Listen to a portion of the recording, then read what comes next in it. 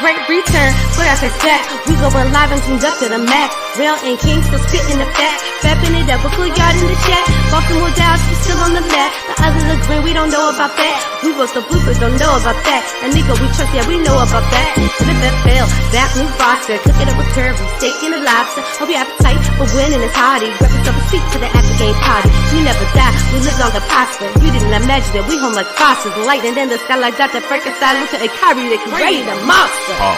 The rules of the game are the same. On every platform, same name. At WT, you don't have your question on the screen. Keep it courteous and keep it clean. And remember to share and like. Welcome Rel and King to the mic. Wherever, whenever you hear this pod, ladies and gentlemen, this is the Glow Yard. YouTube, Glow Yard Gang, MFFLs, pod listeners across the globe. Today it is not the dynamic duo of myself and Ro, but it's myself and TGK. But I'll just let you take it, TGK. What you want to gloat about real quick, man, before we start? I ain't trying to gloat. It's only one game, but, you know, we weren't supposed to be here, but we're here. Salute to the Texas Rangers for winning a game that everybody probably would have thought they lost due to how this bullpen has been pitching towards the end of the season. So salute to the Rangers for pulling off a crucial win today in Baltimore, of all places, man, in that great ballpark over there. It was nice. It was rowdy over there, but salute to the Rangers. You know, got game one, but you know, we were the best road team in the AL, so we just got to keep up to it. But we got a game to talk about today, TGK. Yes, before we do that, as Ro would say, for everybody that's new to the channel, please subscribe. It's easy, takes 1 second of your time, and if you could also throw a like our way and help us in this algorithm. And also, guys, you'll be joining the Glow Yard Gang. It's an awesome community. You definitely enjoy yourself. But let's get to the game, I guess, TGK. Sorry, guys, I'm not as professional as Ro. Don't crucify me, but let's get to your takeaways of the game.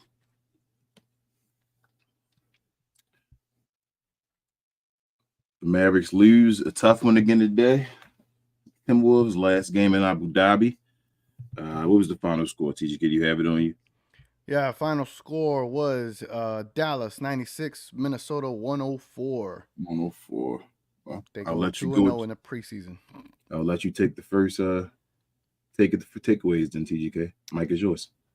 Yeah, so early takeaways is you know, Dwight Powell was a +11. All right, Jen, let me stop there. No, Derek Lively, man. Yeah, it's preseason, so you got to take. It's best to lean on the positives. I like to lean on the positives because it's too early for the negatives. If I lean too soon on the negatives too early like this, I think it's just bad for your mental health. And if we're gonna deal with it in the regular season, I rather just wait till the regular season to really get upset with things. But I would say Derek Lively looked a lot more comfortable today. It's not like he scored more points. He just looked. He's just progressing. He's showing you signs that he can be that starting center for you. He had 3 blocks today, which is a really positive sign as well. So it lets you know that he's getting comfortable with doing those impactful things for your team where he's getting blocks. He's disrupting the flow of the offense. He's being able to guard not only the center and then switch onto a forward or point guard. Again, Derek Lively is going to be a massive X factor, a massive part of this team if he could just hold his own and be a suitable center. Like if he could give you 20 solid minutes a night, 25 solid minutes a night, that'll be a huge win. So I like what I saw from him, especially the blocks. As far as Jaden Hardy, he had a decently efficient game. 22 points, 8 rebounds. Who would have thought you would have get that many rebounds out of Jaden Hardy? But again, he's still high on the turnovers. However, he is showing you signs that he could come in and do something for you, whether it's at a point where it's going to be at a higher efficiency than Tim Hardaway Jr. That's still left to be seen, because I think if you give that volume to Timmy, you might get the same outcome, but it just depends to see how much more efficient Jaden Hardy could get.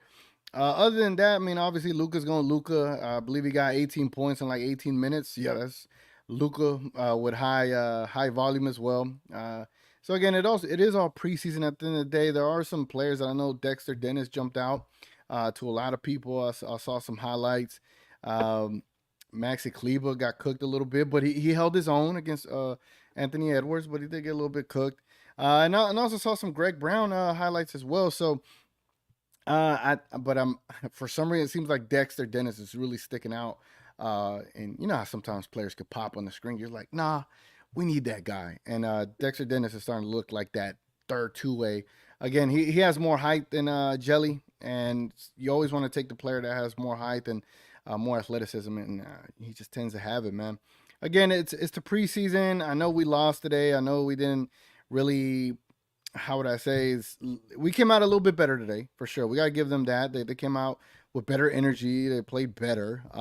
However, the ending score was not as such. They did get close in the fourth quarter, but again, you just can't put too much stock into the preseason. But again, I enjoyed what I saw, and those were the positives that I took from it. If you would ask me for my negatives, I'd be here all day now. You want to give a simple rundown of them, or you just want to? It's our 3-point percentage. Again, if we're gonna be this high 3-point percentage shooting team, we can't be shooting at 30% or below. I think we were at that in both of the games. Well, you got Minnesota out here shooting almost 50% from three. And then I get it. This is a brand new team. You got over 10 brand new players, or probably even more than that. They're all trying to learn their ways. This is their second game. You got 2 rookies trying to acclimate.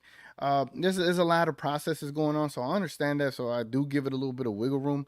But our 3-point percentage definitely got to improve. And I'm pretty sure we'll see a different team come Tuesday against Real Madrid, which the talent discrepancy might show that we'll play a better game.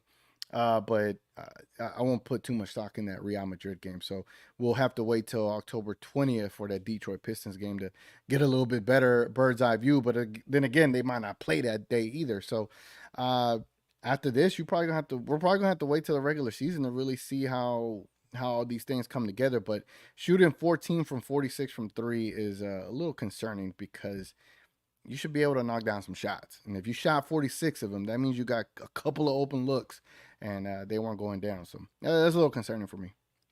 I feel you. I basically agree with everything you said.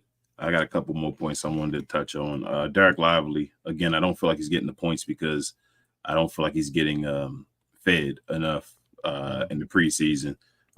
Is it wrong that if I say it again that my least favorite part of the game was the Luka Doncic minutes? Nah, you're not wrong. I understand why you would say that, but I get you. It's not that Luka is not incredible. It's just the teams felt the same way. Again, like it wasn't flowing when Luka was right there. And I think that's part of Kyrie not being there as well. Now, again, I'm hoping it's just because Kyrie's not there, but we got to get something going on with that, because we know what Luka can do, but we need him to get help while he's out there, and guys just can't be standing around. I think a lot of guys would have been a new team as well, and they don't know where they want to be. They don't want to be in Luka's way as well. So it's kind of like, what do I do? So they have to figure that out. But other than that, Jaden Hardy, man, I know he went 9 of 21. I mean, that wasn't too bad. He still went 4 of 10 from the 3-point line, 40%. So I was fine with Jaden Hardy. He had to do a bunch of heavy lifting, especially with no Kyrie at all, just him and Luka. And Luka only played less than 20 minutes. So I was fine with him. Josh Green looked good for a second. I thought he was going to get over at 10 points, like shout out to Johnny B on the pregame show. To ask would he get 10 points. It looked like he would, but then he just stopped. Like, Josh Green, I just want you to just finish at the rim. I wish Jason Kidd would give him a set amount of buckets he had to take a game. Yeah, like 22 minutes, you would think he would get 10 points out of that, And it felt like the 6th field goal attempts were like early. You feel me? Like, I just want him to have like maybe 10. Maybe Jason Kidd should say, bro, you got to get your 10 shots. You haven't got your 10 shots yet. Just go back out there and go shoot the ball. You feel me? Like something has to be said to him. But Derek Lively, this is a good test for him. He's playing not only one center, but 2 centers at the same time. He's playing guys that have been all NBA centers. So I think he's looked pretty decent. Like, he's a rookie to be a rookie. This being his first games against those two at the same time. like I said, this is awesome experience for him. I don't want to take him out because I don't want to get afraid of these games because he'll have easier matchups as well. Like this is something he'll learn from, and he'll actually, hopefully, when he play him again in the future, you'll see the development and actual, I guess the, what's it, the he'll learn basically from it, whatever, Mm-hmm. and learn what will happen and adjust. That's the word I want to use. Adjustments.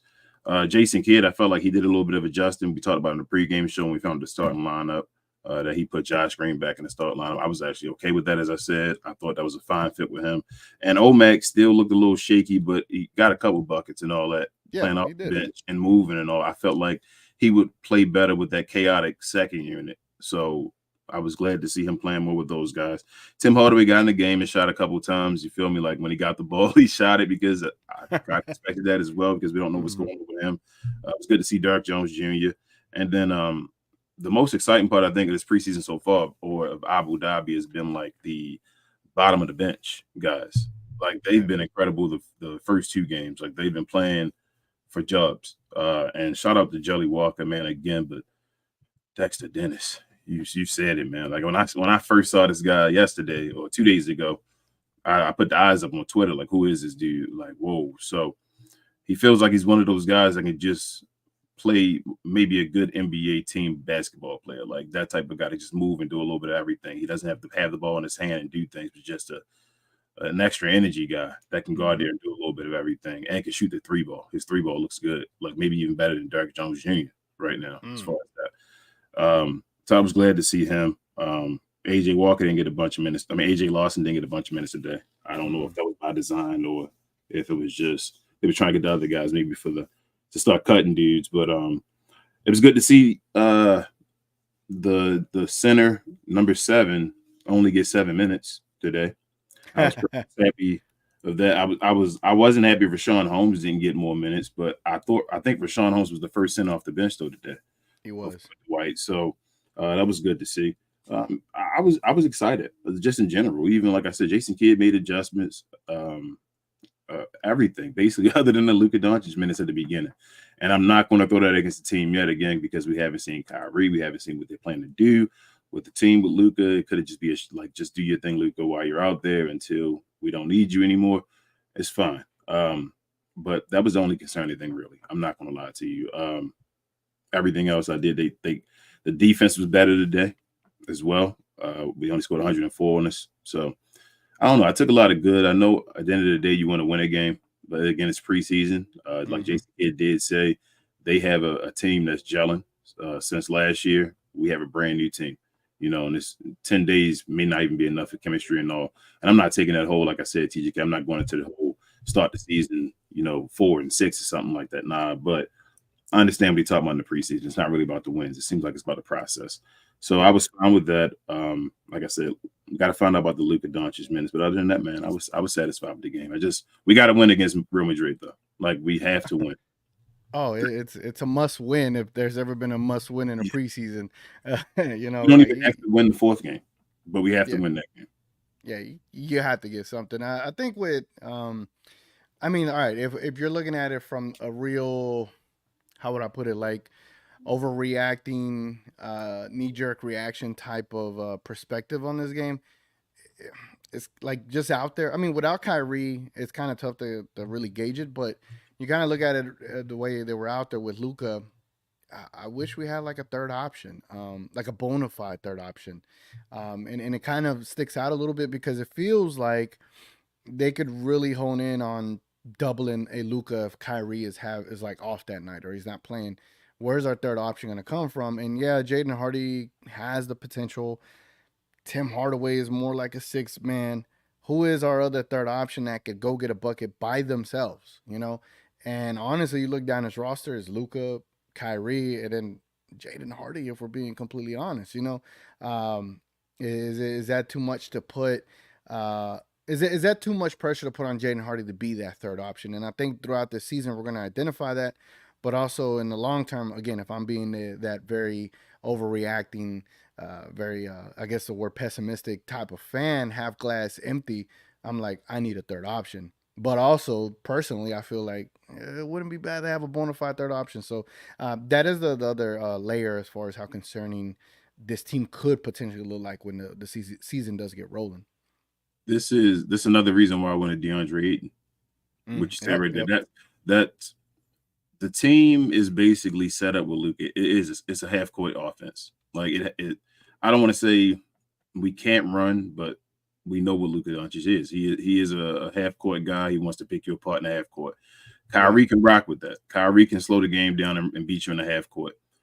A lot of those other guys, and even our young guys, can't do that. Like when you slow the game down, you slow it too far down. They're not ready for that. So with it, like a DeAndre Ayton was another guy, like I said, you can just throw the ball down and two in the post and then just say, get a slow bucket for me, make a move and go create something.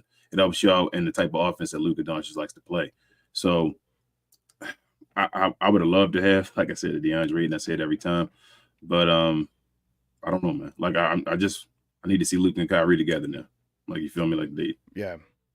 And again, I think throughout the first leg of the season, right prior to the All-Star break, hopefully Jaden Hardy does establish himself as that third option that could come in and handle his own. But I think if we're looking at it from the perspective of Seth Curry, Tim Hardaway Jr., Josh Green could be those third options. That's more like hopeful thinking, right? Like if we're being realistic, and Jaden Hardy really has that natural feel to the game, and it's really going to come down to just his efficiency. Like if he's not distributing for others, I'm not really concerned about that. Like I need someone to go out there and be able to get us buckets and relieve pressure off of Luka, because if Jaden Hardy could then become a player where other teams start looking at him as one of those threats to where they have to double, then it really helps out Luka and then a Kyrie, and you can always stagger minutes between Luka and Kyrie, or Kyrie and Jaden Hardy, or Luka and Jaden Hardy, et cetera, et cetera. But that's what I'm saying. Like I think if you can establish that three-headed monster right there, again, is that too much to ask for a second-year player? That's the big question, and I think we'll soon find that out once the season gets rolling, which I cannot wait. But for the preseason, again, at the end of the day, I was happy to see what we saw. I would just like to see a more improvement on the 3-point shooting perspective, because like you got to get your shots in and you got to knock them down. Because if Minnesota's shooting almost 50%, and you're shooting almost 29-30%, that's an issue.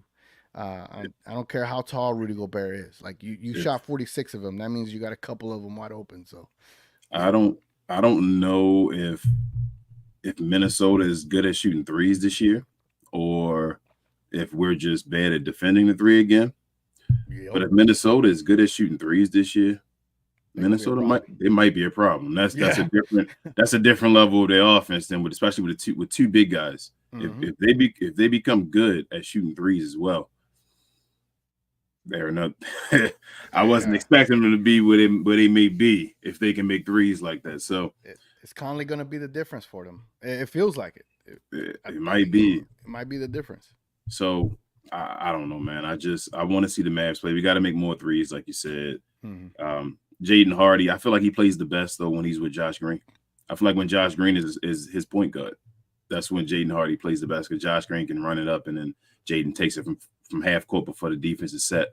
I like when they play together, but it's again like that conversation we had. I think it was maybe at the round table where we said, is it too many guys not at the same at like positions that can't fit together? Like too many 3 guys and then too many D guys. Like, is it too many of different type of guys that you can't get them all in at the same time? It doesn't, like, you can't get Josh Green and Jaden Hardy in with Luka and Kyrie properly. Like, that's going to be very difficult. But to get the best Jaden Hardy, you're probably going to want him to be with Josh Green. So I don't know, man. It's up to Jason Kidd. Jason Kidd has some decisions to make this year. It's wild that it'll be Jason Kidd that has to make these decisions, but based off of last year, it wouldn't be a good bet to bet on him. But I don't know. He has talent, but he has a lot of, like, it's weird talent. If that. Yeah, I think I was telling Johnny B on Twitter, like, or I forgot who was like really dissecting how good and how bad some of the players went. I was like, bro, give me 5 games. Give me 5 games into the regular season before I really, like, down this down this opinion, right? I don't want to make a, how would I put it, like I just don't want to go out there and be like, yeah, this is this right now. It's preseason. I'm not. I do have an opinion on what they're doing. That's fine, but am I gonna stick to it? No. Like I gotta see what they do in the regular season when the games actually count. Again, right now they're getting that running, but I need a couple of games before I can really be like, yeah, we got to issue shooting. Again, who knows how this game turns out if you got a healthy Kyrie or not dealing with a soreness. You got a Luka playing full minutes, et cetera, et cetera. It's gonna look different. Again, it's just we got to see this a couple of games, see if they have some new wrinkles in the offense, because I doubt Jason Kidd is gonna expose that right now, because he likes to play it close to the vest. That's what he does do. He does like playing these little mind games in the media and with his team. So I could see him playing mind games on the basketball court and not trying to show his play cards yet, right? So I think when it comes to the regular season, we'll see a lot more, and we'll have a better idea of what this team is actually going to be. Because right now, you're just seeing effort. You're seeing basic plays. You're not seeing clever ATO plays coming out of timeouts. You're not seeing nothing that's like, oh, this is great. It's just a lot of effort. You saw that in the first quarter. You saw Cat diving for loose boards. You saw Luka stealing a ball from a player that was on the ground. I mean, you saw effort out there. So that's really what these games are all about, and they're just trying to entertain the crowd out there in Abu Dhabi. So if you put too much stock into this game and you carry that into the season, good luck. I'm not gonna be there with you. I'll carry in, I'll carry those thoughts into the season once that season starts. But I just carry the positives, man. And what I liked was Derek Lively. I like the Jaden Hardy when he got rolling. I did see he had too many turnovers as well, so he has to, and that's been an ongoing issue since summer league. So he's got to tighten up that handle. And Dexter Dennis, man, he's sticking out like a sore thumb. So I'm gonna take the positives. I'm gonna take that, put in a little ball, and take it home, man. I'm not gonna bring the negatives with me. Like that. Plus the Rangers won, so we had a good day today. Don't even say Texas. What is it? What? Any more takeaways from the game? Not really, man. That's about it. Again, there's not enough for me to judge Jason Kidd on yet. I'm not that guy that's gonna go too crazy on these preseason games. I could go crazy on these preseason games. Don't do it. But I choose not to. My mental health is it's too important to me right now. I appreciate it. Well, let's get to the game ball. Pause. Who are you giving the game ball to tonight, TGK? Man, it's got to be the guy that had that plus 11 in 7 minutes. No, I'm joking. I know where you're going. No, it's I'm gonna go with Jaden Hardy. Yes, he was a little turnover prone there. 8 rebounds, 2 assists, 22 points in 22 minutes, and literally almost a point per minute. Shot 40% from 3. He could have been a little bit better on the efficiency side from the field goal with shooting 9 for 21. Again, it's all going to be about efficiency there for him, but he is showing you signs that he could give you some points, some production. He drove into the lane, muscled up a player, so that means it looks like he added some muscle over the off season. So Jaden Hardy, solely for the fact that he was able to kind of carry this team and keep us afloat after Luka sat for the rest of the game. I like that. I'm stuck between 2 players that I want to give it to. I want to give it to either between Jelly Walker or Dexter Dennis. Okay. I felt like at the end of the game, they were huge. I feel like them guys just been playing their butts off. Like, I know they're not getting ridiculous points like 6, 5, and all, but it's just moments and efficiency and just the moment. Like I said, just coming out there, we've been down, I think, both games when they came in and did this. So it's not like they are just running away with it and like, okay, go out there and play. They're actually trying to win a basketball game. So I'm going to give it to I think I want Dexter Dennis to get the spot, but I'm going to give it to Jelly Walker today, though. Jelly Walker had some key assists late in that game that helped him come back. So that's a good pick, man. I ain't mad at that. Only because I felt like Jaden Hardy was a little sloppy today. Yeah. Like, it wasn't his best game. He did still get his numbers and all, but I feel like it wasn't his best game. a little sloppy. But All right. Luke could be sloppy and be dropping 60, 21, and 10. So, Hey, man. It's levels of this, but levels of sloppiness, huh? let's get to the glow yard. It's time for, I guess, my favorite part of the show. Questions and comments. Yeah, I know they're going to be crucifying me, but I'm ready. Don't forget, y'all, it is a 5-game series before we go. But we usually get to the super chats first, y'all. We answer them first. Ask you guys to stay courteous and polite in the comments. And let's get to it. First and foremost, we got the MVP, Coy. He's a Glow Yard Gang member with the $4.99 donation. Coy. He says, much love, guys. Hats off to the Rangers and Phillies. We got some work to do. How much we offering, Josh? I don't want to offer him anything, Coy. I know that's crazy to say, but if we have control over him with a restricted free agency, just let it ride out. That's what I say. Coy, I got a slightly different perspective on it because I'm like, all right, if we go into the season and he plays really good, that raises his stock. Is he gonna be a bucket getter? I just don't see that. I don't see him being like that bucket getter guy. But maybe he could raise his stock so much that we could end up utilizing him to go get a bucket getter. That could play defense. But again, that's just hopeful thinking. But you never know. He might raise his stock to where it increases his value to where you could trade a straight up player for another player that's on a expiring contract that gives you more of an impact immediately. But if we're talking about numbers, if Grant Williams is getting 12 and Grant Williams is he considered better than Josh Green? I think he is. Yeah, right now he is. Probably. But I think who's the guy from San Antonio who got almost like 20 mil a year?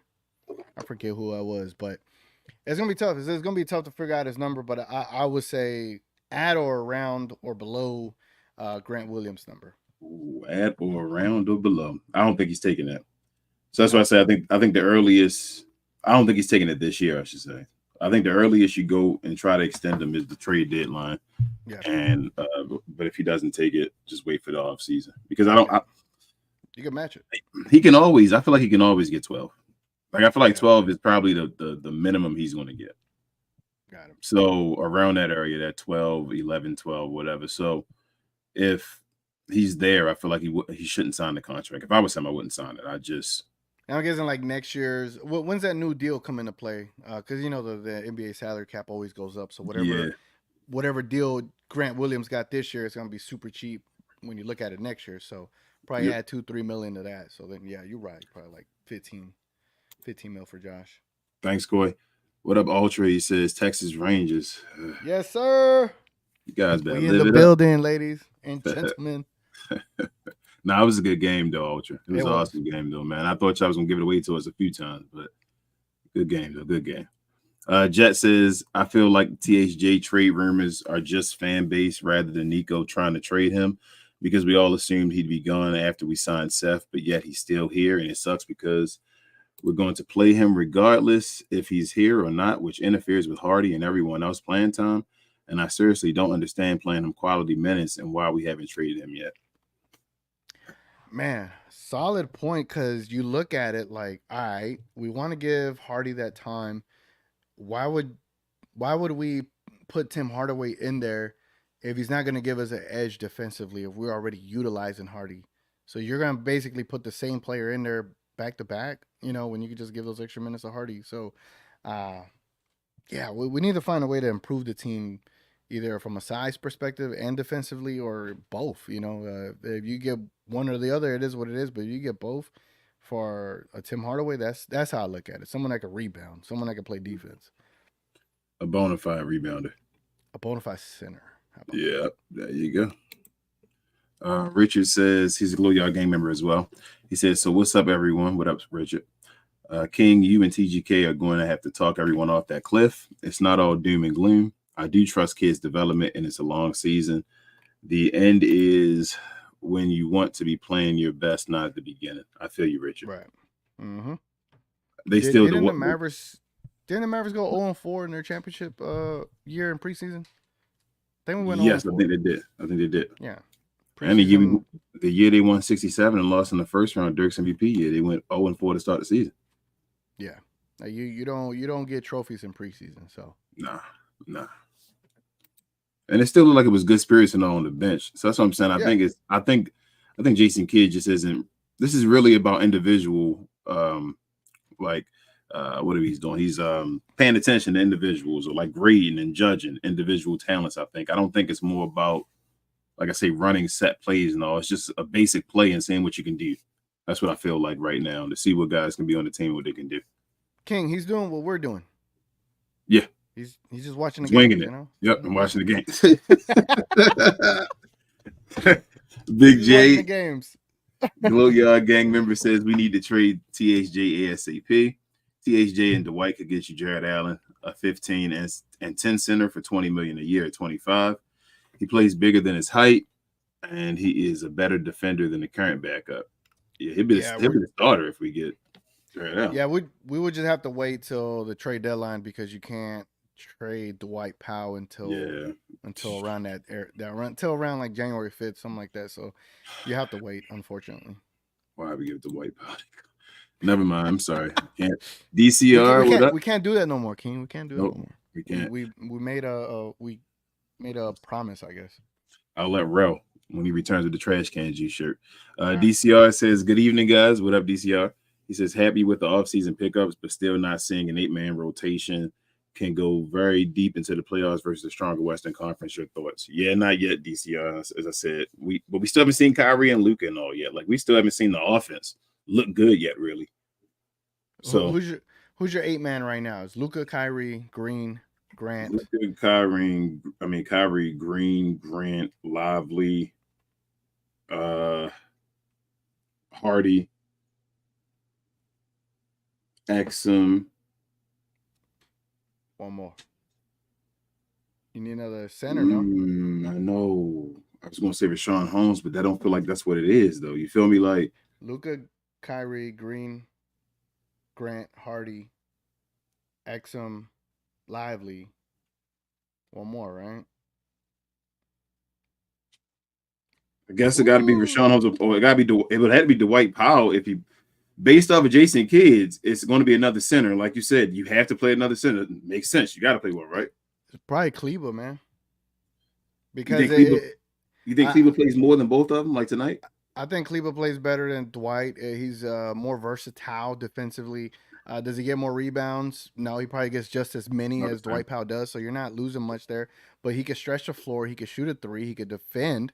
It's not like he got cooked by Ant. It's just Ant was just, he's special, man.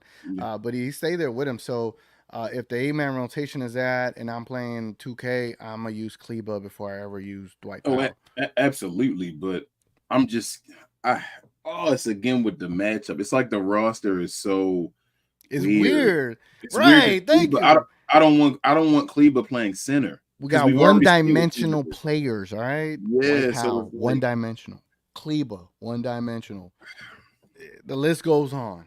So your multi-dimensional players are Kyrie, Luka. None of our multi-dimensional players play defense. That's the problem. That's the problem. That's why Kleber and THJ for Jeremy Grant at the trade deadline is gonna hit like crazy, and it's gonna pay for families' dinners, bro. It's gonna pay dividends. That deal. I'm wishing into existence. All right.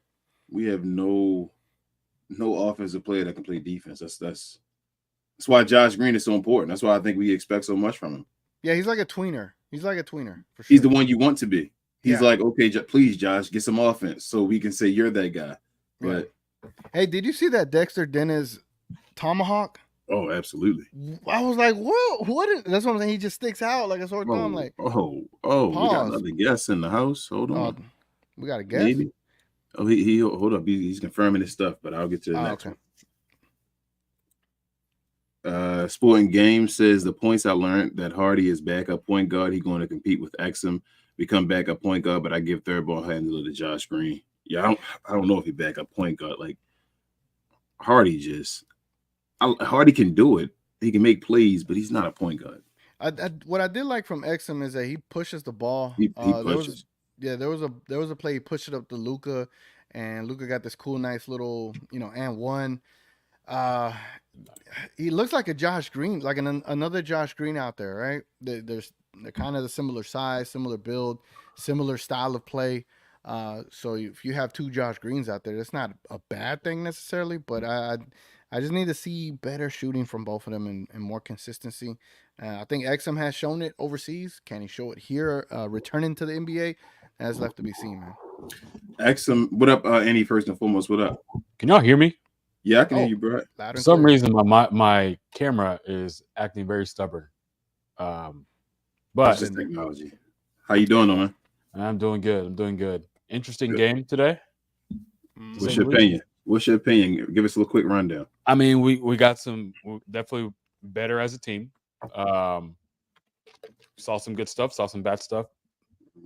But preseason. I'm very encouraged by what I saw from Derek Lively. And encouraged in some points of what I saw from Hardy. From what I project his role is going to be, I saw some good things.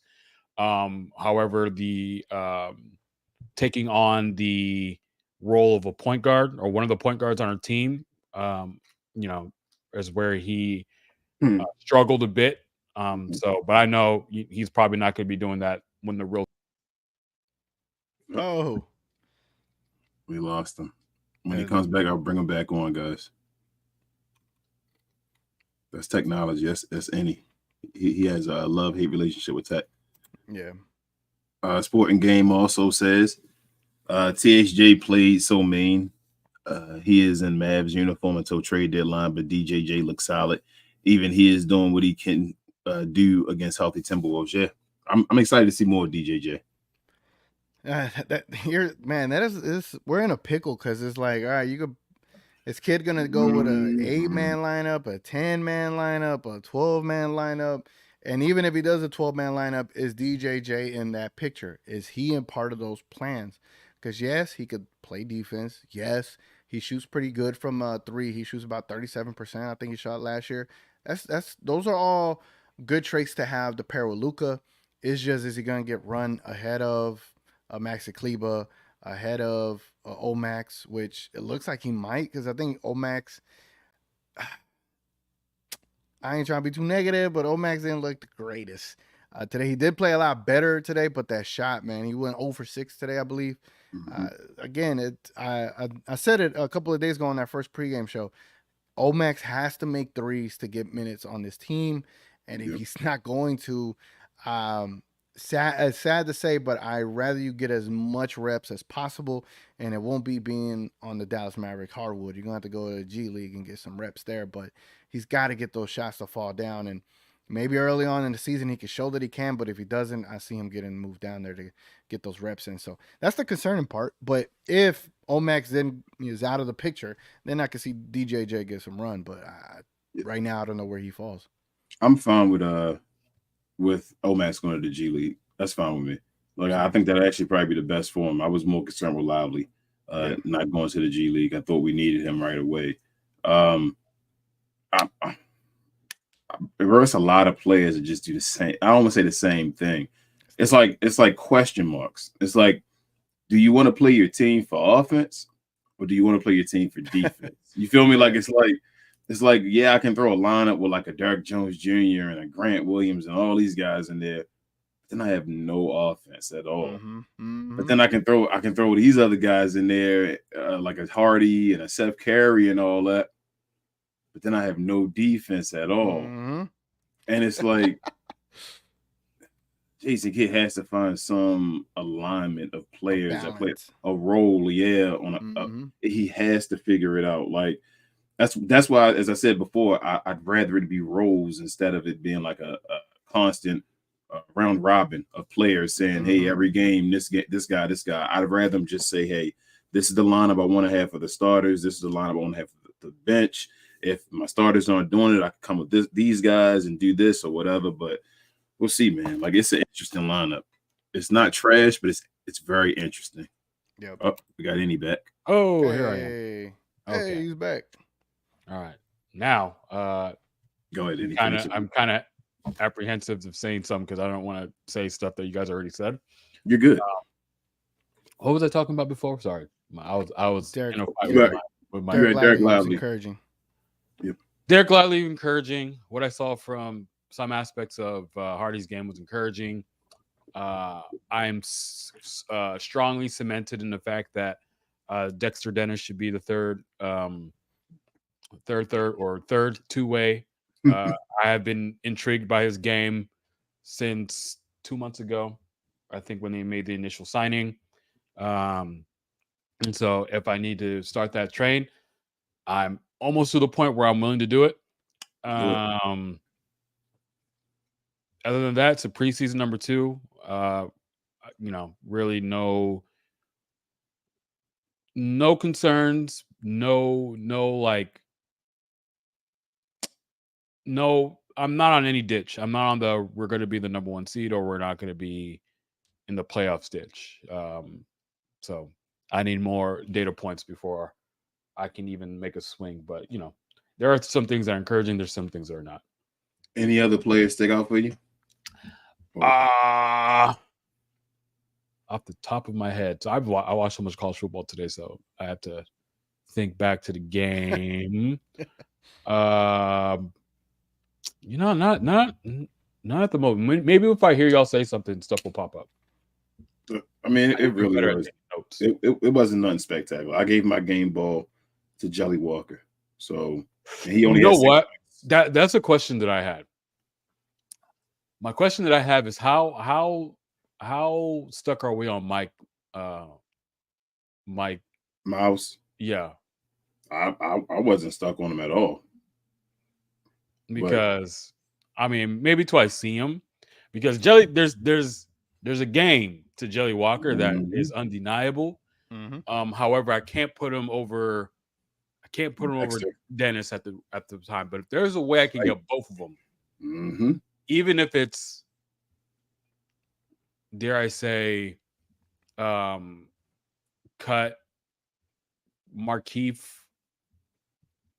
give the 15th spot to AJ Lawson, that opens up another 2-way spot, so we can have both Miles and Jelly. But that's just me shooting ideas out. But I am pretty impressed with what I've seen from Jelly. Despite how bad the Mavericks are playing, he comes in, he hoops.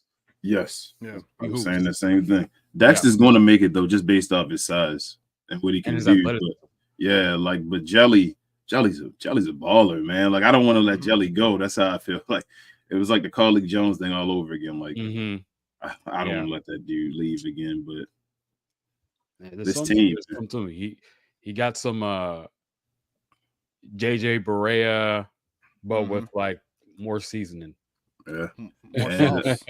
I mean, he's a shorter dude, and his 3-point shot is better than Jalen Brunson's when JB got in the league. Yeah, his 3-point shot is nice. For sure. Yeah. Looks like mine, to be honest. Oh, get out of here. Like that? What? Now, TGK got that shot from what I see, unless he edited his videos. Sport Game said, I'm still with my commitment that we're going to see what happened in the market. I love Josh, but we need a center ASAP. Lively is a backup center, and Holmes is recovering from his pass with the Kings. People already jumping off the Holmes? I would say bandwagon, but it wasn't necessarily bandwagon. So, like, let's say like a wheelbarrow. The revenge season for Holmes. Yeah, I don't think they are. I just think they're realizing that Jason Kidd doesn't probably see him as a major piece. So if that's going to happen again, then there's no need to get excited and get attached to him, right? That's true. Yeah. Oh, man. Almighty in the house. It says Mavs trash. You know what Almighty here is going to be a problem. Even though he got a Ravens play on his picture. Sheesh. Precision says Dwight. We can't say that anymore. We can't say that word. We can't say that name no more. Did you see him slap a rebound when he clearly? Yeah, when it was right there by him. I was hoping somebody said something, and when he was right there, he's hit it backwards, and I'm he tried to hit it backwards and he missed, and I'm like, bro, it literally landed right. It was by right you. there, and luckily Pick it our up. team was right there, but he still smacked it. I'm like, this dude, Dwight Powell, man, if you don't just grab a rebound, man, he's allergic to rebounds. I'm sorry. See, Precision did this. Precision did it. I'm not talking know what about he was Dwight Powell doing. anymore. Precision know what he was doing, man. I'm done. I saw that. I'm like, bro. Anyway, that was funny.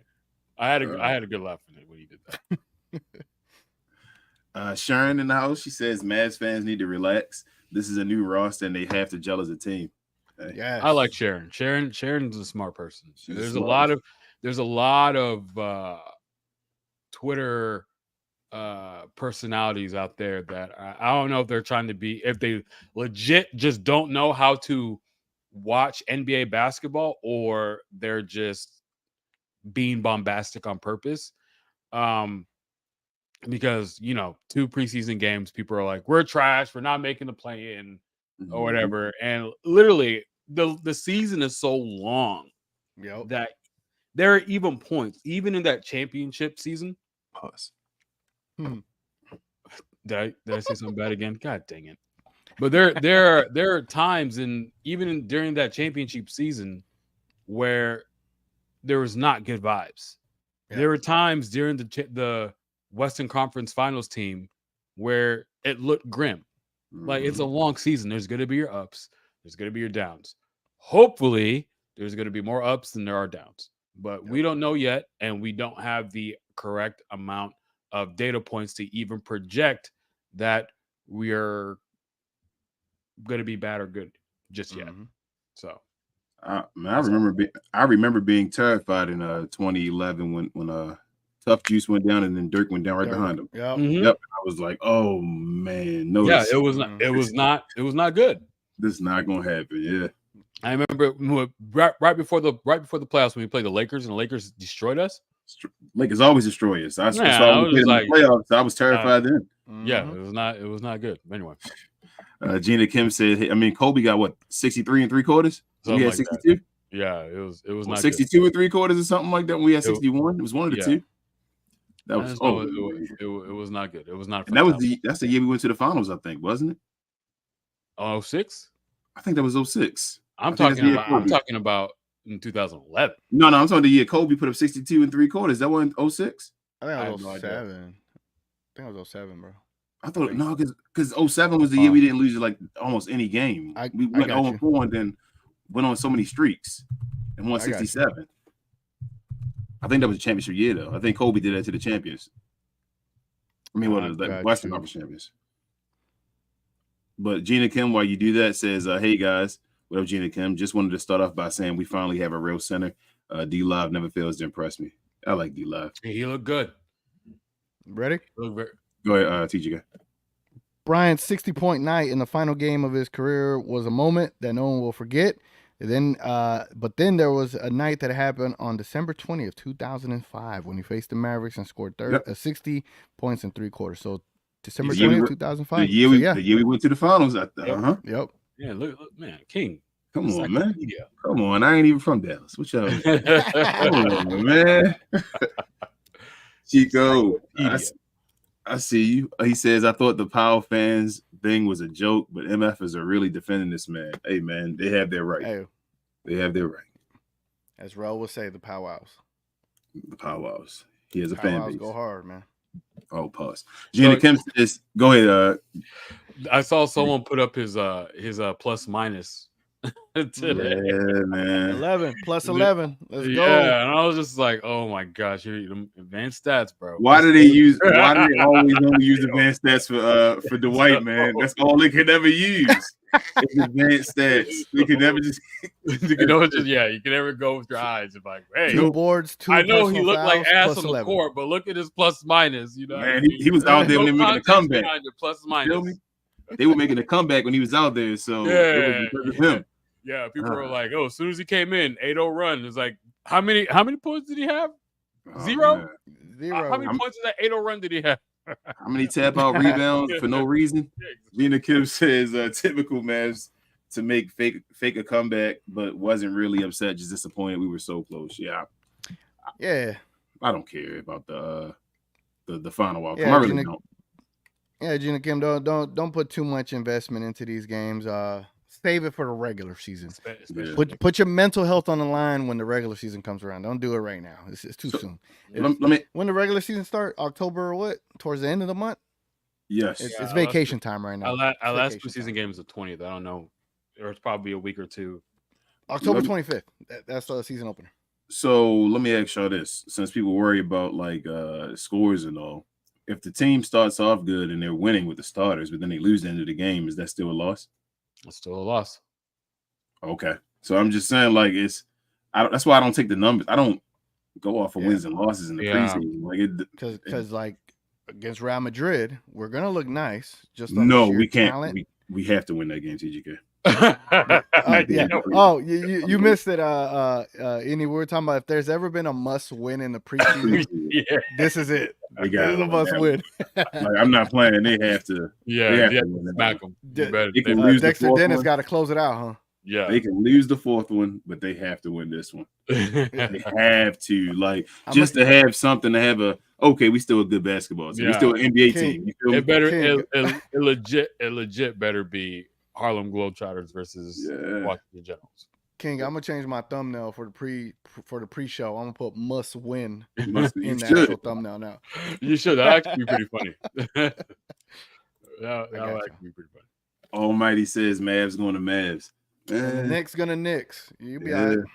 Yeah. I know. I can't believe you saying all that with a freaking Giants thing on your. With the Joker face on too. It's OBJ. They ain't even playing no more. Yeah. Baltimore guy. Put Jalen Brunson on it, bro. Man. Giants go Giant. Gina Kim also says after seeing Holmes these two games, I think it's safe to have him as our second big off the bench. Didn't see too much from him today, but to me, he's still better than Powell. Oh, he has more tools than Powell. Yeah, he can get rebounds. He can get more. He can play better defense and contest more and deter more shots away from the rim than Dwight Powell. In the few minutes he played with Luka, I felt like Luka could have given him the rock a couple of times. It's gonna take a minute because he's different from what Luka's used to. Yeah, he's not a lob threat like that, right? I mean, he is. Yeah, he is. He can catch you wherever if you throw the ball. He is. Okay, but he's also has other tools too. So because he has other tools, he has finesse ability. It's gonna take more to learn, or for Luka to learn from. You know what I mean? Not learn from, but learn to use. He bodied Rudy on that lob. He just didn't. He just was humble about it and came back down the court. Mm-hmm. You feel me? Because he was a rookie. Like he caught Rudy. Rudy was on a poster. Mm-hmm. I wonder if he's more if he prefers a pocket pass or a lob pass. And I'll tell you what. Seems like a pocket pass kind of guy. I'll tell you what. Those times when they blitz Luka, when they're blitzing Luka too, and they, you know how they had like Maxey or whatever in that short mm-hmm. roll area, that better be Rashawn Holmes. Yeah, because he can actually dribble for a big man, mm-hmm. reasonably for a big man, and he has the push shot that he can have in his arsenal. It will literally cancel whatever the blitz is. Like they wouldn't be able to do that 3 possessions in a row. So and again, Lively is playing against Rudy Gobert right now. You feel me? Like you're not going to catch him. He did very good against one of the best centers in the league. Yeah, like so when he's playing against the other centers, like smaller centers and all that. Oh, I think he's gonna body him. Yeah, like I think he went up against the one center in the league that has a longer wingspan than him. Mm-hmm. Derek Lively better eat against Real Madrid. I need to see a 10-15 game against Real Madrid for Derek Lively. I would love to see 10 points from Derek Lively in this game. He should 10, 15, and 5. That's what I want to see. Oh man, you going? Yeah, I'm going crazy. But I would love it. It's a must-win. It's going to be a playoff environment. You got Luka there. Luka's going to be like, no, I need Derek Lively out here right now. We got to win this game. So, go ahead. Sport Game says, I don't know why, but Omax looked good, but his potential is not going out in Wolves games. So one thing about Omax as well, I saw when he was in the game, Lively has to I know he's working on his spacing with Luka, but he has to learn how to space with other guys as well. It was a few times that he got Omax caught up with Rudy Gobert because he was standing on the side of the floor with them. Yeah. Got Omax like piped and all, like, when Omax making a good move on his player. And then it was like just he got caught in no man's land because Lively was standing right there beside him. Or Omax got to learn how to pass the ball out and get the ball to Lively in that situation. They have to figure out something. But I still think Omax has talent. I saw him like school dudes today and just not finish because Rudy came and helped on a couple occasions. You feel me? Like, I mean, there's time. I mean, it's not just the fact that it's Omax and he doesn't have any experience. Rudy Gobert does that to every player. In the league. Everybody. Yeah, like every player goes in and they think twice. Like, I know Rudy has his reputation about not being a playoff whatever, but players do think twice about going up on Rudy. So it's gonna happen. So he's probably still the best rim protector in the NBA. Probably. Yeah. Like, it is what it is. I'll give him his due, his respect. It's the offense the offense is the question with Rudy Gobert. It's never about the defense. Yeah. So he made a Utah team that basically had no defenders look like a pretty good defense. So I give him his respect on that side of the ball. Let's see. Melissa says, and she's a Glow Yard member as well. I don't know if I said that. She said the bench made a great stride in the fourth, but can't hit threes. Yeah, that seemed like the whole team in general. Yeah, that's the problem. 14 for 46 today. I want to stop shooting threes. I mean, I don't want to stop shooting them, but I just don't want to shoot as many. I'd rather athletic guys. Yeah, we got athletic guys. I'd rather drive to the rim. I want Josh Green to finish at the rim more. I want Exum to finish at the rim more. I want these guys to try to finish at the rim more instead of just driving a kick. Yeah. I'm hitting 28 out of those 46 though. Oh my goodness, TGK. They need to give you somebody's contract then, man. Gina Kim said, I saw a Mavs Twitter. I believe you can hit a couple shots though if you wide open. I think you get the Luka wide open ones, but if they playing defense on you, TGK, I don't know if you like I always say, if you play with someone like Luka and you get the wide open shots, oh dang, give me that. Go get your contract with them wide open ones. I can't. I wish there's a way. I wish there's a way to put them in like the practice mindset, like because they'll be draining them in practice. So I understand you're gonna have wide open shots. Don't worry about nothing else. Just like practice. The White Powell here beating people in 3-point shootouts in practice and all. So and it hasn't hit a 3 in like 3 years. Let them shoot. We don't say that kind of stuff. We only talk about the positive on this show. And that's it now. That's only the positives. I didn't know we're sponsored by the Powers. My bad. We are now. I'm about to put it on the right side of the screen at the top. Sponsored by the Powwows. Gina Kim said, "I saw Mavs Twitter." Powwows. Yep, that's a good one. Powered by the Powwows. I saw Mavs Twitter starting the power propaganda again. Since we went on a run and was a plus when he came in, we will never escape Powwow, man. Hey man, he's a good dude. So people like him. I mean, I understand. You guys are in Dallas, so you should like him. He's done great for my community. You should like him, man. I wish he built me a house. I want one too. He could build you a house at the basketball court. Sport Game says deposit. Tweet him. He'll be like, "Hey, Dwight, can you make me a house?" He's probably gonna say yeah. He'll be like, "Hey, man, I got you." I'm dead serious. He probably will. He's probably that type of guy. Don't trade him. Yeah, you'll love him then. You feel me? Like he's that. I believe he would. I think Dwight Powell is that type of dude. I think real talk. I would love to sit down. I love to play video games with Dwight, whatever it is. But man, I'll keep it real with him. Like, bro, just like he can tell me I shouldn't be in the NBA. Like, you a beast on them courts in the street. You feel me? But you should be right here with me. Yeah, you should be right here with me. I should pick you up on this YMCA and say, "Come on, Dwight, come kill these dudes, bro." Sporting Game said the positive thing is Hardy take one step to become Luka backup point guard besides Nokai, Seth, and Mike Miles Jr. But Dexter Dennis and Dante Exum stepped up to take Kyrie and Seth role. Yeah, Dexter. Dante just been silent. He been better than Frank. That's all I need him to be. You feel me? Better than Frank. Gotta see more. Yep. I want him to finish at the rim. He's pushing the ball. He gets the ball. He pushes. But like, go to the rim and finish. That's what I'm feeling. Like he's like what 6'6", 6'7"? Yep. 6'5", 6'6". 6'6". Okay. Coy also says something I never thought I would see. Larry say to extend Josh in a tweet. That's progress. Hey, Larry. That's what we need, a Larry button. At what cost though? Yeah. Because Larry be coming to conclusions in the wrong way. Yeah, that's my deal. Larry. I'm with you with Aiden trade. Aiden, but trade Derek Lively. Yeah, I was like, no. Lives in Why? infamy. Why we go to that extreme? Like, He's it, like, it was but okay. But I'm It was agreeing okay, with Larry. y'all. But I'm agreeing with y'all. Love Larry, though, man. Very lively. Yeah, love Larry, man. Shout out to Larry. Chico, what up? He says, for people to act like Powell +8 is a positive when it's just a matter of Mavs finally making shots 2 quarters in. No, Powell is him. Yes, he is, Chico. Capital him.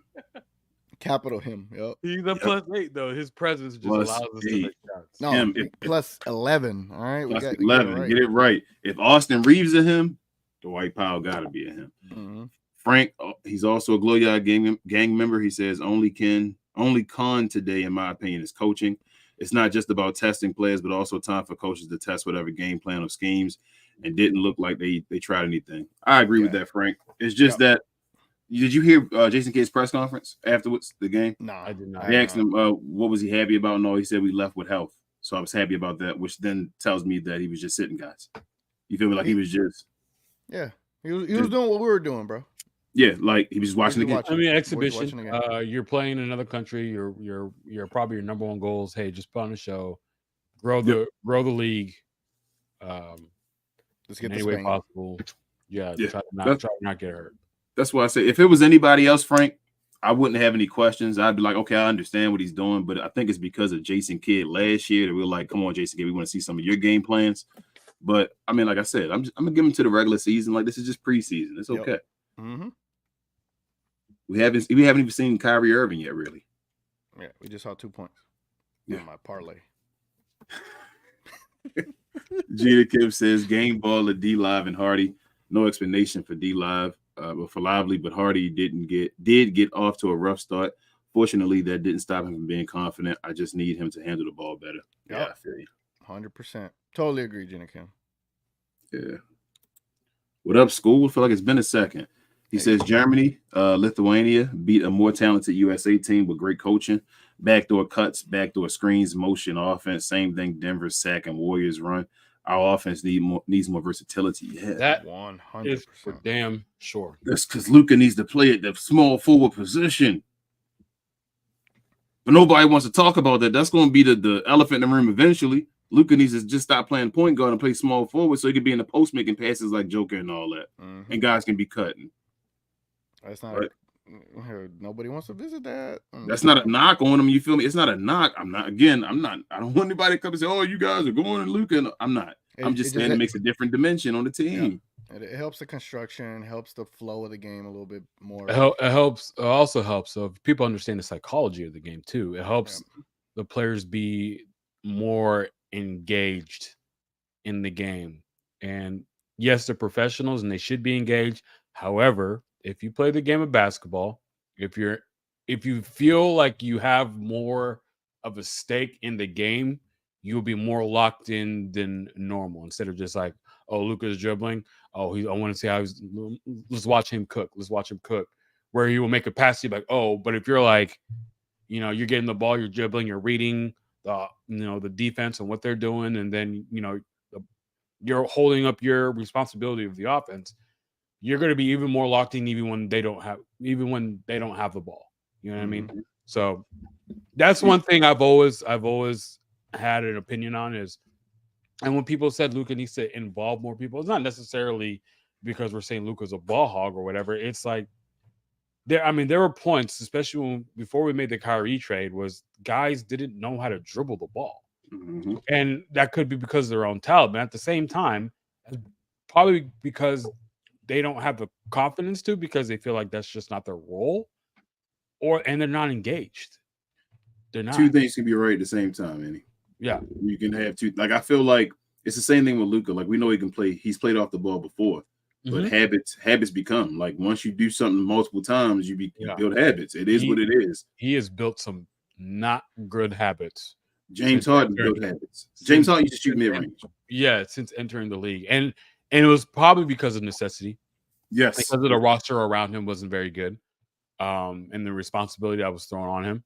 Like he never did the step back stuff till that Houston game. Right? And now he can barely shoot. He can barely shoot threes off catch and shoot because it's like he's so used to having the ball. When the ball gets to him, he has to read instead of just like, bro, just act, go. Would you guys say Luka is the best half court offensive player in the NBA right now? Oh yeah, he's a maestro, bro. I think you could play. Obviously, they've shown that you could win with Luka playing the Luka-centric, heliocentric type of game. Mm-hmm. I just think for this team, it's gonna come down to how you play off of Kyrie and Luka. The only time out of this entire time that I've seen Kyrie and Luka play off each other was in the little training camp clip that we got, where Luka and Kyrie did a give and go, and Kyrie gave this fake screen, but then Derek Lively gave an additional fake screen and then cut to the hole, and it basically you kept two defenders on Luka, and Derek Lively went behind those two defenders, and that's where he threw that lob to Lively. But you saw in that clip where Kyrie was open at the top of the key. Yeah, yep. Grant Williams open in the corner. I have not seen that play in preseason, but if they're playing off of Luka and Kyrie, they're playing off of each other. Give and goes, things like that, give and goes, and making the defense have to look for where the hell Kyrie and Luka is at versus everyone can see Luka. That's the difference. And if they could do that in the season, that's where they'll be successful. Did anyone watch Theo Pinson's latest podcast episode with Danny Green? No. So Danny Green was talking about the difference in preparing for the Warriors with and without Kevin Durant. And it was of his opinion that it is tougher to game plan for the Warriors without Kevin Durant than it was with Kevin Durant, solely for the fact that we know Kevin Durant is one of the greatest offensive scorers in league history. However, tendency shows that when the ball gets to him, movement stops. And when movement stops, the offense is easier to guard. So that's how the Mavericks been rocking their offense for the last how many years is not really much movement outside of the pick and roll. And there needs to be an evolution to that offense because we are running the risk that guys are beginning to figure it out. Guys are beginning to, it's like, especially in a 7-game series where it's to a point. Okay, so in the regular season, you're playing a team. They're probably not preparing solely for you. They're probably, hey, we got it back to back, so no time to practice. Their old habits are going to probably take over, right? But when you're playing Luka in a 7-game series, now you're probably going to be more on your P's and Q's. Now you're probably not going to help so hard on the roller because Luka's going to want to dart it to the corner on the other side, right? So you're probably going to be a little bit more prepared for that, and so it's going to make it harder and harder because you're going to be playing them at least 4 times in a row. And so, I'm sorry, go ahead. Yeah, it's hard to prepare for the movement of the Warriors because you have to be locked in, especially if you're guarding Steph. You have to be locked in all 24 seconds of the shot clock, where normally it's like probably 10 seconds. If if you're guarding Luka, you're in trouble and everything. I'm not saying Luka's not good at offense, but you can be so focused on Luka versus if you're guarding Steph, you almost got to be focused on everything that's going on around you because you don't know what's coming. And that makes you more tiring because you have to be so locked in for so much longer. It wears you down faster than Luke. So I'm saying all this, and I had my my things that I think Luka needs to improve on, and a lot of people tend to take that in a bad way. But the man's only 24; he's not going to have the NBA figured out. No. The crazy thing and the scary thing is he's this good without having it all figured out. Yep. So I had asked. I imagine when he does figure it out. I had asked the half court question because that goes back to what I was saying about him playing the small forward position. Like Mhm. Luka has to realize he can get his buckets whenever he wants. Like literally, Luka can get the he can score whenever he wants. Yeah. So if he's playing small forward and he's the best half court player, why does he have to bring the ball up the court? You feel me? Like why does he have to do that? I don't understand. Like the team should play the opposite way. We usually play Luka go get a bucket and then somebody else bail Luka out if he can't get a bucket at the end, right? Like we play the clock down to the end, and then Luka and he dishes it out, somebody shoots or whatever. Mhm. Why don't we play the team go get a bucket and then Luka bail us out if we can't get a bucket? They're gonna have to experiment. And I think the encouraging thing from what I saw in the training camp clips is that they have their because here's what I didn't see last year with Kyrie and Luka. They did not play off of each other exclusively. And I never seen a play like they did that together, like they did in training camp, just off of that one play. So that's the encouraging part. So again, I just gotta wait till a regular season. Whenever they unveil the new machine, the new offense, that's when I could judge a lot better. So we can say it's legit.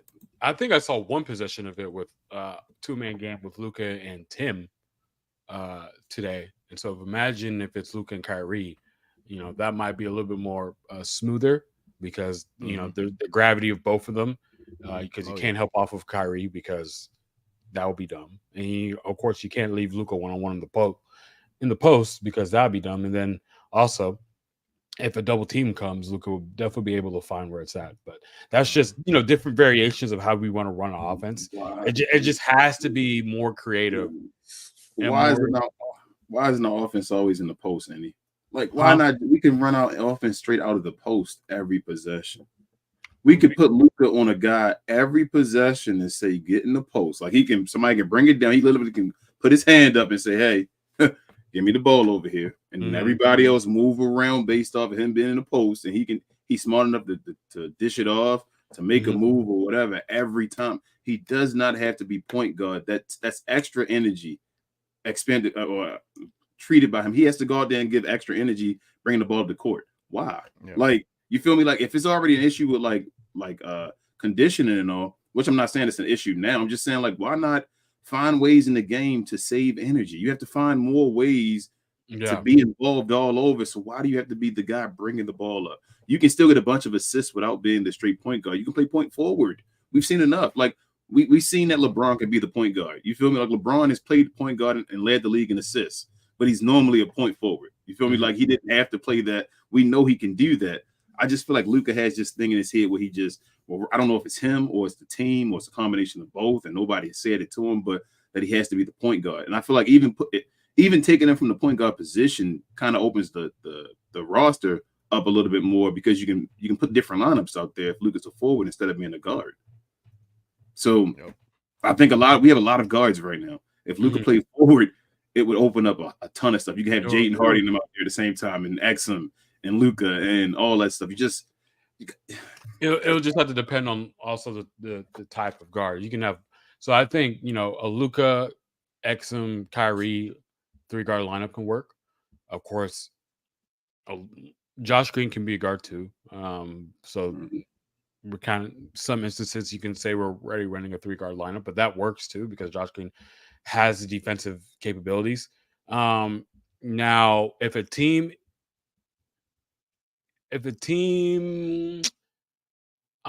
throwing out a Luka, Hardy, Kyrie lineup, no, I wouldn't throw that out there. Okay, no, that's no defender. You guys gonna say if you're thinking about that, then no. I don't. No, so I think we have done something like that before. However, with Tim Hardaway Jr. With Tim, I mean, even with Luka, Brunson, and Spencer's not that good of a defender. Yeah, he was longer. I feel like he's a pause, but he's not a this is not a bad defender. He's just a guy that can be inside and all. Yes, he's a guy that can be out there and all. But I don't want that lineup. I just feel like we have guards now, like Josh Green can play exclusively the guard position. Then, like, you can put him as a 2-guard. He could defend guards, be the guard defender. Him and Exum can be your guys of attack at the guard position. Luka can basically play power forwards, like on defense, like he does now. You feel me? That's what he does basically now. Luka is actually quite an easy player to hide defensively. Yeah, you just put up. Grant Williams plays the other forward, and then you got your center right there. Like I feel like they play around with the position and all because they want to keep Luka at the 1. I feel like Luka can still be the point guard playing the 3. Like it's just positionless basketball. Like just put the best lineup out there and have guys doing what they need to do. Like that's all on Jason Kidd, and I see why Frank and them get mad at him because Jason Kidd got to do something. He has to demand something and take control of the team. Like just put his foot down and stamp down and have a Jason Kidd system. That's what I want. Something where it's Jason Kidd's. Frank says, at least be like, hey, Luka, let Josh or Hardy have the ball more and you move off ball, or nobody can hold the ball more than 5 seconds. Try some stuff. That's what I'm saying, Frank. Just try something, man. Try something new.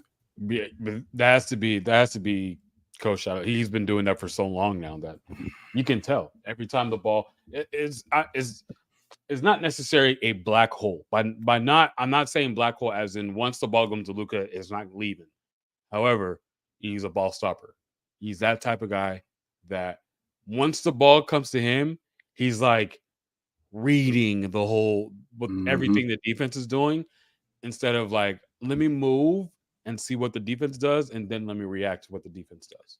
That's trusting other players, Andy. Yeah, even if it's shooting, if it's driving, moving instead of like Carmelo Anthony did the same thing. That was a problem that they had when Linsanity was going off. He's a ball stopper. He will take away, whatever from Jeremy Lin when people thought that Jeremy Lin was actually a star in the league. But that's the type of player that Carmelo was. He got the ball and he was like, I had to jab step, look, can I get the shot off? If not, okay, then pass it off. Instead of just pass it. You know what I mean? So he has to learn how to make the extra pass when he's not tired. He needs to learn how to make the pass just for pass sake. Yeah, just the extra pass. Just, hey, I got it. Next guy, go move it real quick. You feel me? Like, not me take it and then start making a move to and everybody standing. Has to be for the assist.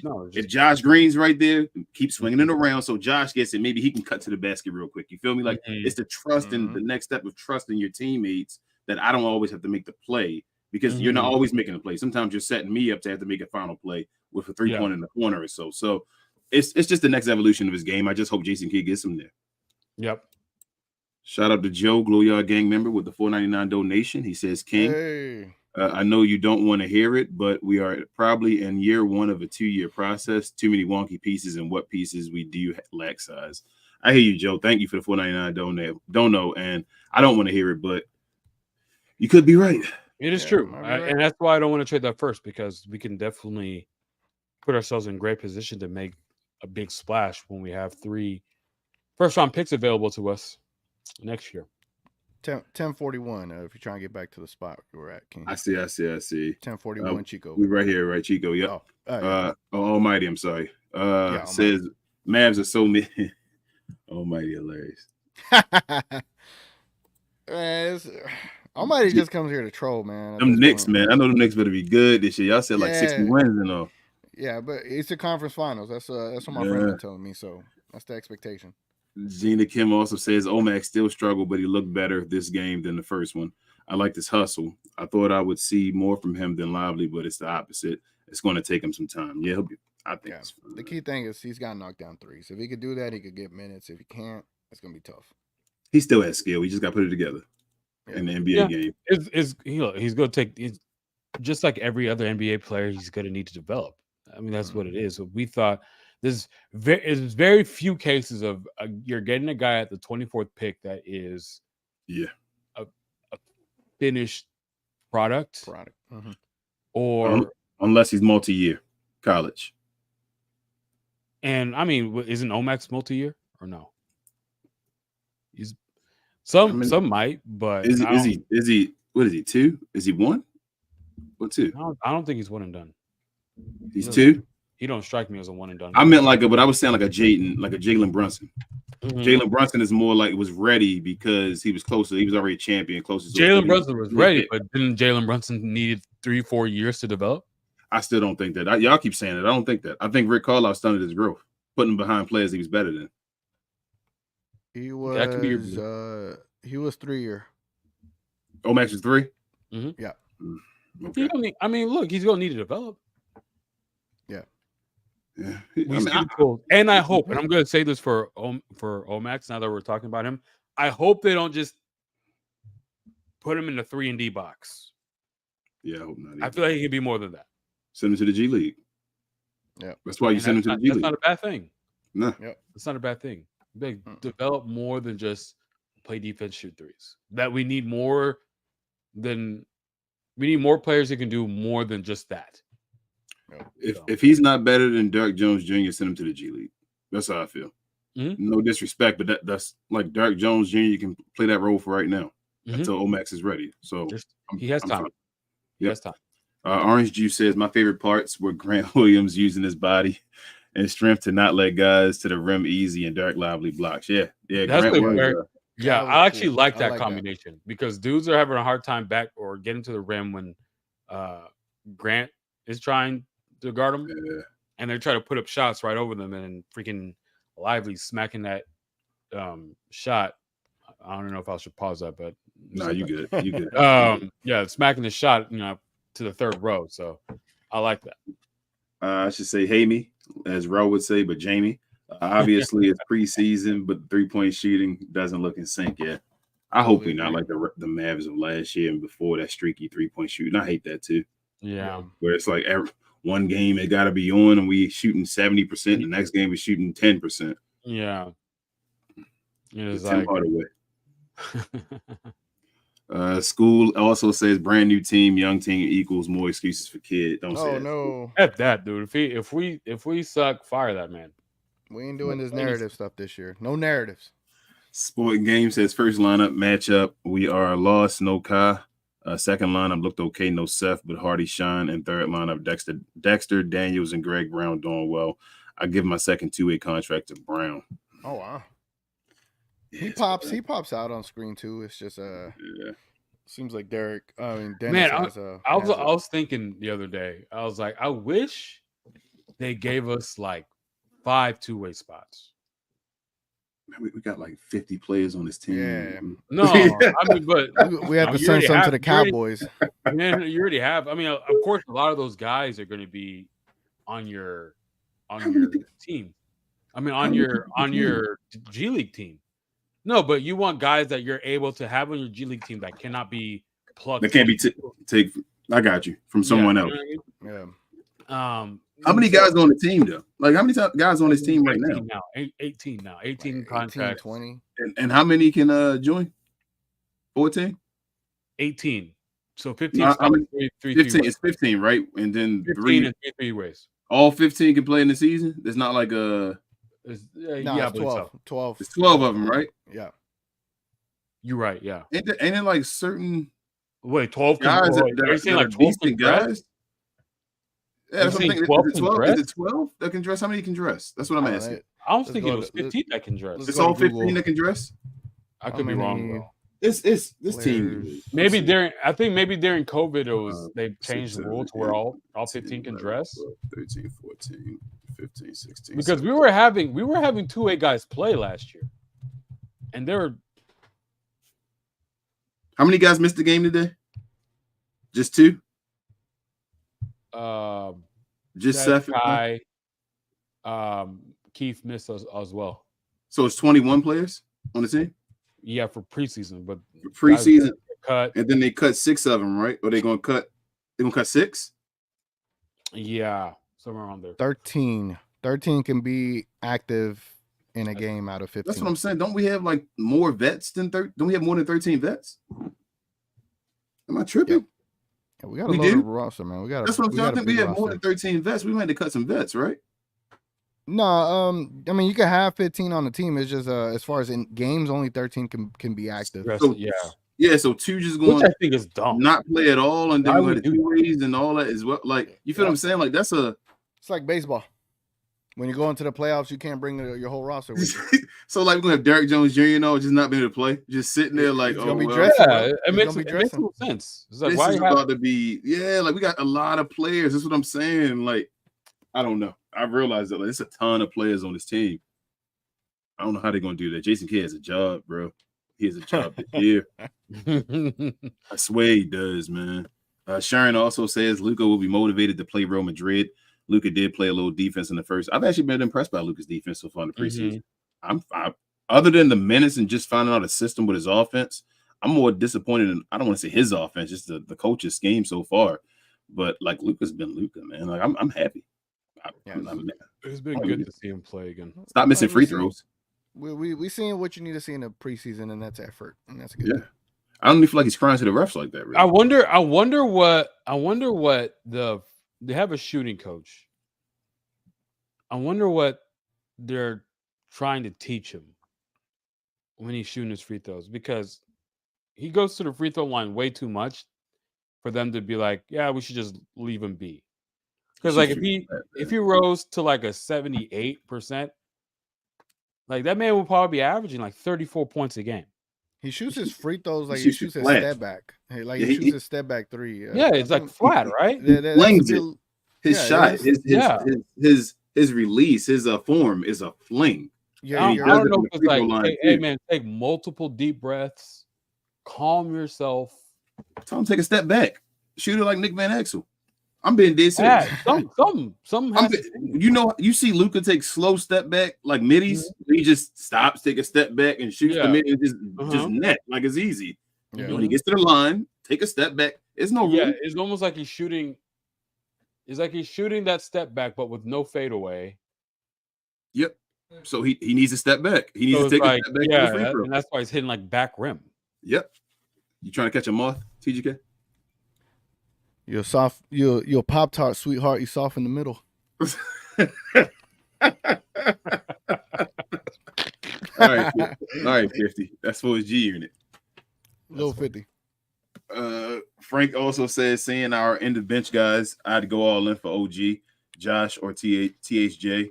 Don't care who, but I like what Lively's showing, and now we need an elite defender, and I believe OG can be our third option. Will OG come over here and score? Will he be a scorer still? He can score. Will he be a scorer is what I'm saying. In the system, you think he's still going to be a guy we get a ball to and go score? Like a bona fide third option. Yeah. I think he'll be a legitimate third option. He can go in here, we can score, we can coach. Of course, he'll be on kid. It'll be like, hey, if you get the ball, you don't have to give it back to – you have the green light to not having to give it back to Luke or Kai. Go play your game. And you feel like OG's that skillful, where he can say step back and ISO a guy. Yeah. Hey man, Timmy can't do it. It's difficult, man. When you get in that position to do that, it's difficult. That's what I'm saying. Like he can be a Jeremy Grant. You said who can't do that?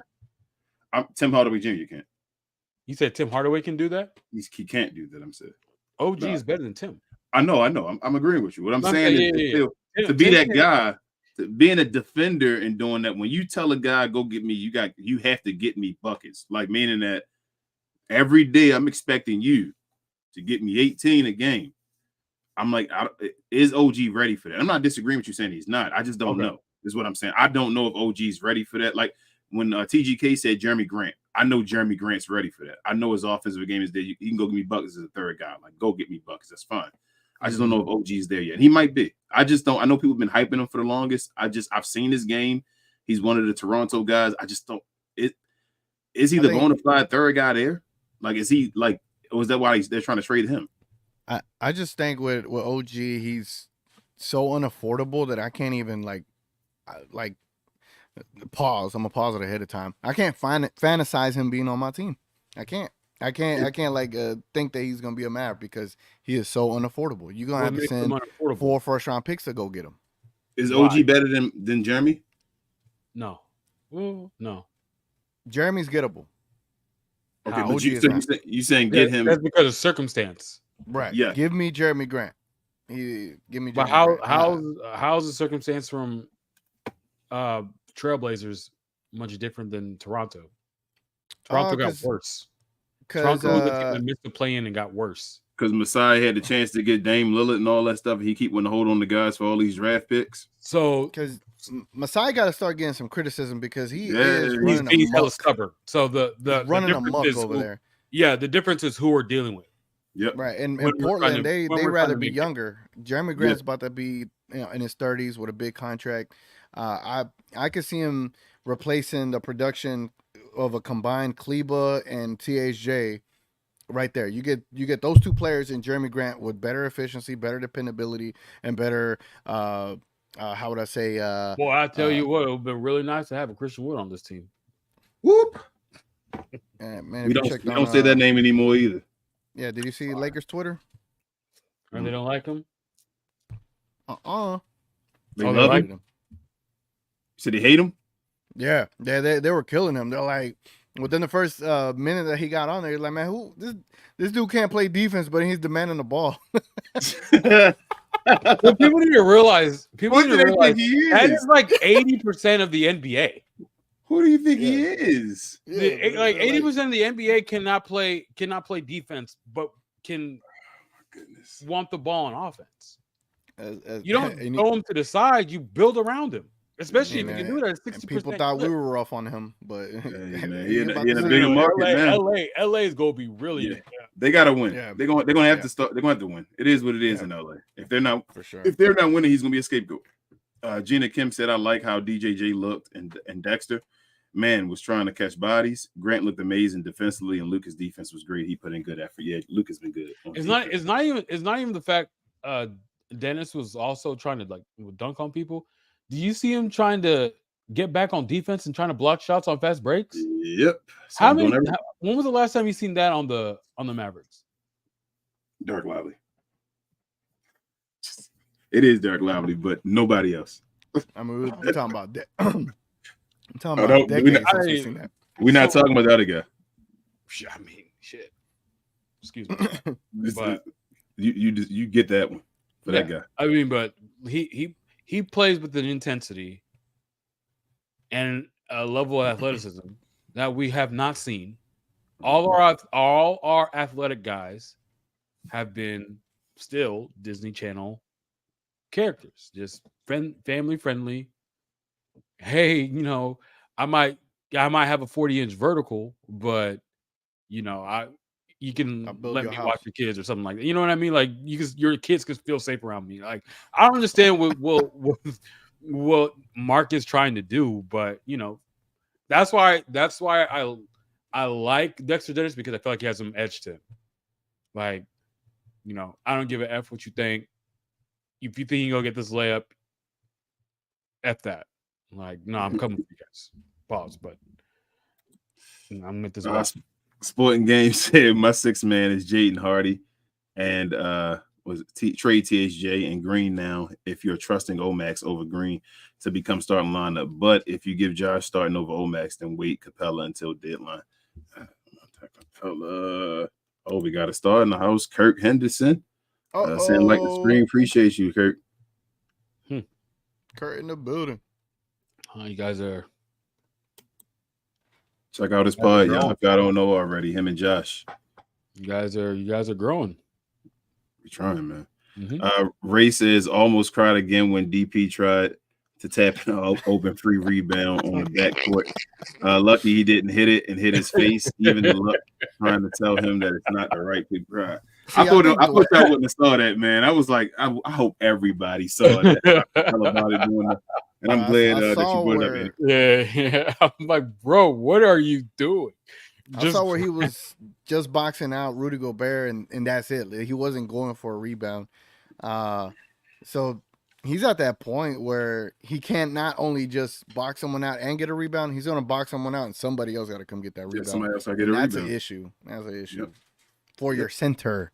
It's one thing if it was your small forward. Cool. I'm glad you're boxing out the big guy so the big guy can get the rebound. No, you're the big guy boxing out the big guy, and you can't go get the rebound. So what are you doing here? But let me stop because now I'm talking basketball stuff, and like when you playing pickup, like, and if you identifying your team, all right, I run the offense. Who's my rebounder? Who's my effort guy? Who's my defensive guy? Who's my shooter? Like you have to pick, and you have to be smart. And for Kid to have these options and say we go into the season and he still relies on this said person, that's the issue. Like, come on, bro, you played in the NBA. Bro, My bad. We can move on. no, I good. stopped my digression here. He hit that rebound, TGK. There was no one around him. Like, do you know how upset that made me? Like, it's literally saying he didn't know what was going on around him. He had no clue of what was going on around him. It was no other like defender behind him. He straight tried to smack it. He basically missed it. That shows like a processing. He processes the game slow. He thought that was the smartest thing to do. He almost hit a fast break. I don't understand, but I'll let you give him his stats, his advanced numbers. Minus. You feel me? Advanced numbers. Give him his contract. Give him a player option. Like, wild. He hit the rebound, bro. Like, I would have grabbed that rebound. Everybody would have grabbed it. He had Everyone would grab that rebound. He's so shook. That's what it is.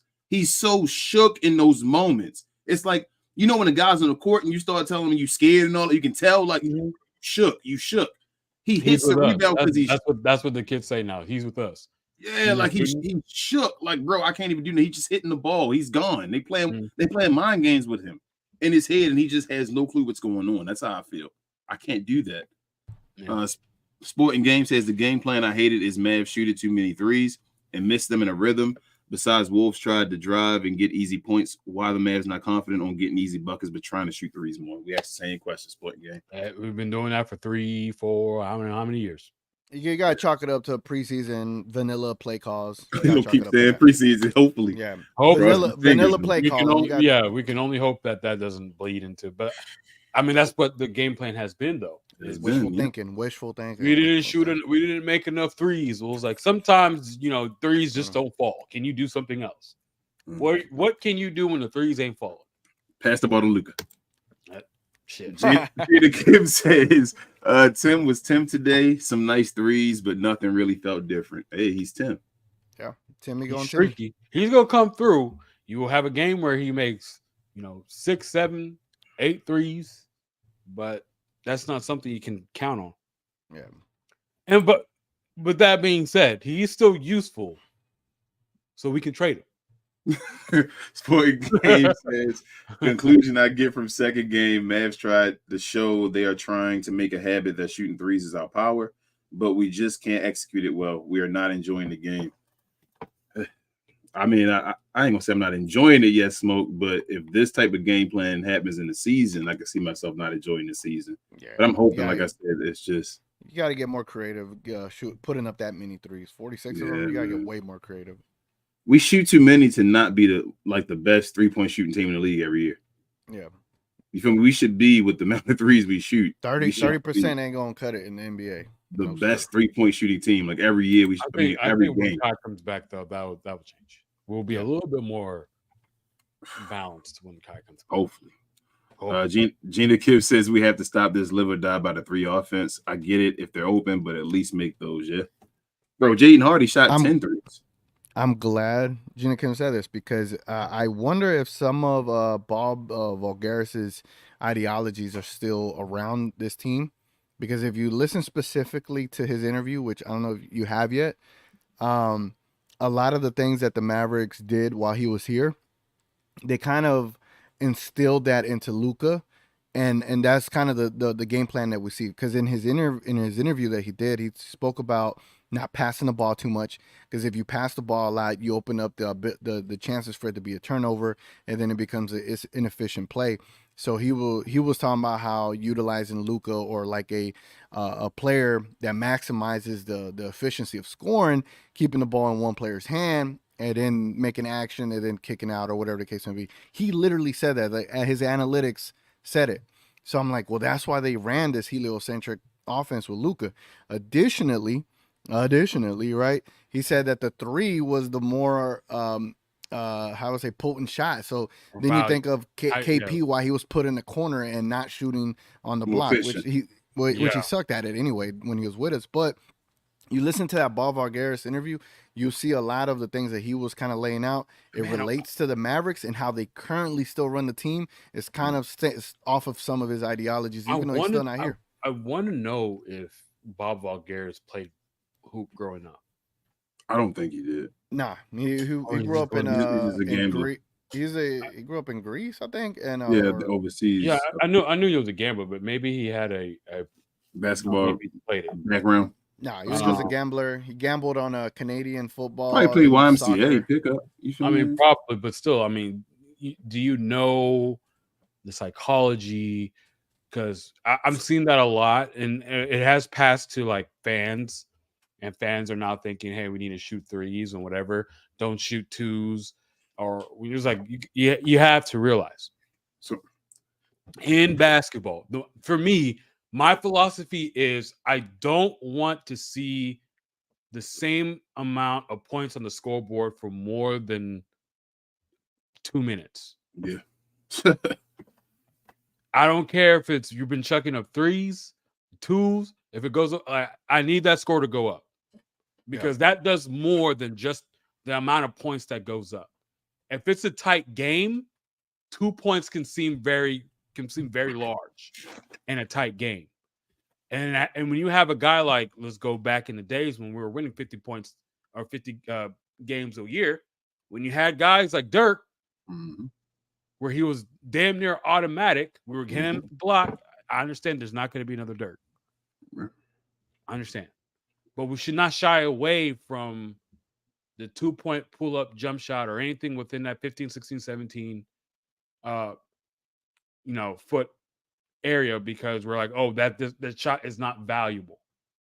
But what happens is when you have that mindset is you might go on 2 or 3 4-minute droughts where we're just shooting threes or we're going for layups. Like as a defender, if that's your mindset and you drive past the 3-point line, I can relax because all I need to do is just contest the layup.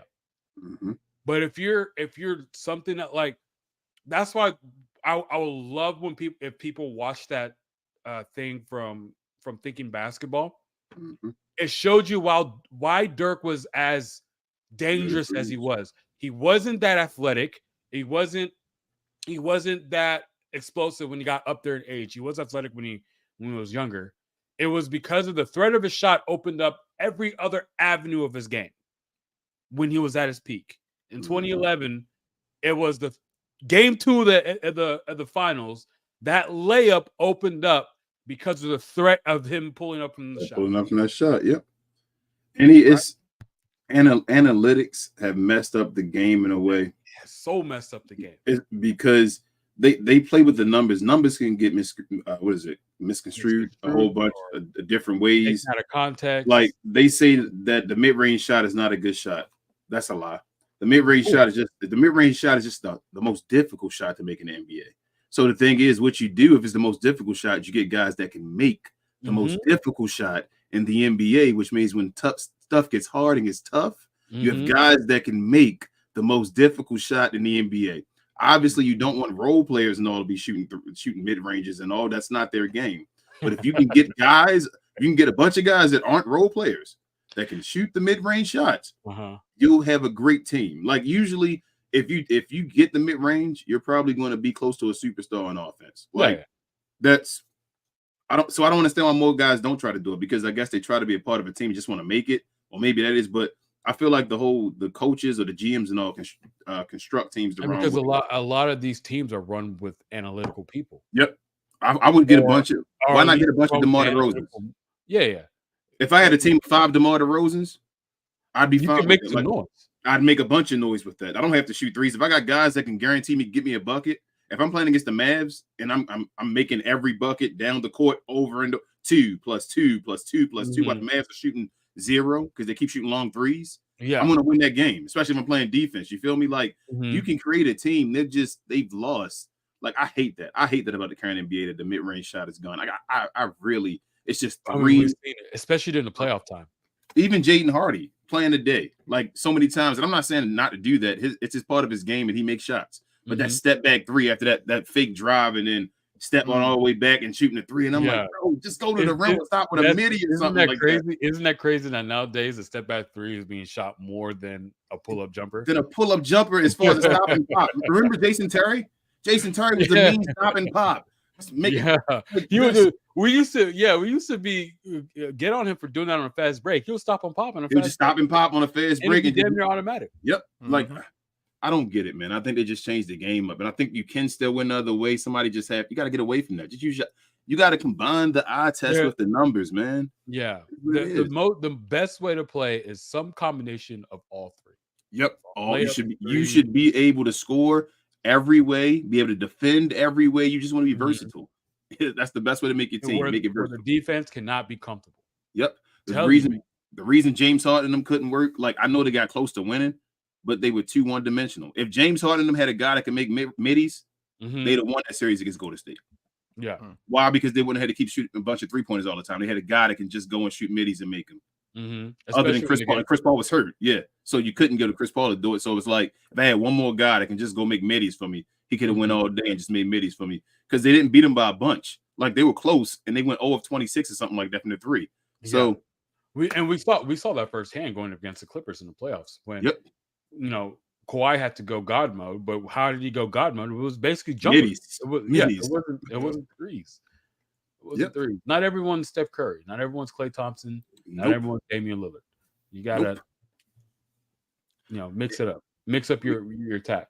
Hey, we got Larry, one of the stars of Friday's members only show. He's a Glow Yard Gang member. He says, "What's up? We saw a lively lockup to start in center position. I'm going to wait for the last preseason game to make decisions on how the offense will look. I'm not ready to judge the rotation." I feel you, Larry. I think we all kind of on that train. We hoping. That's the way to look at it. Larry's a smart guy. Richard says, "I'm sticking with Luka.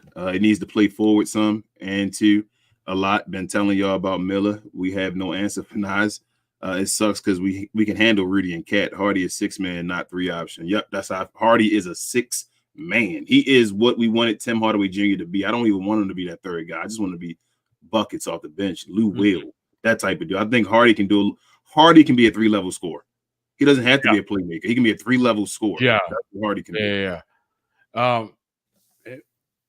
I guess I'm not against them trying to develop him into something, but at some point they need to be like, hey, Hardy, this is what your role is. Your role is you're gonna come in, just get buckets. Just get buckets, bro. When you get that ball, go get buckets. Just get buckets.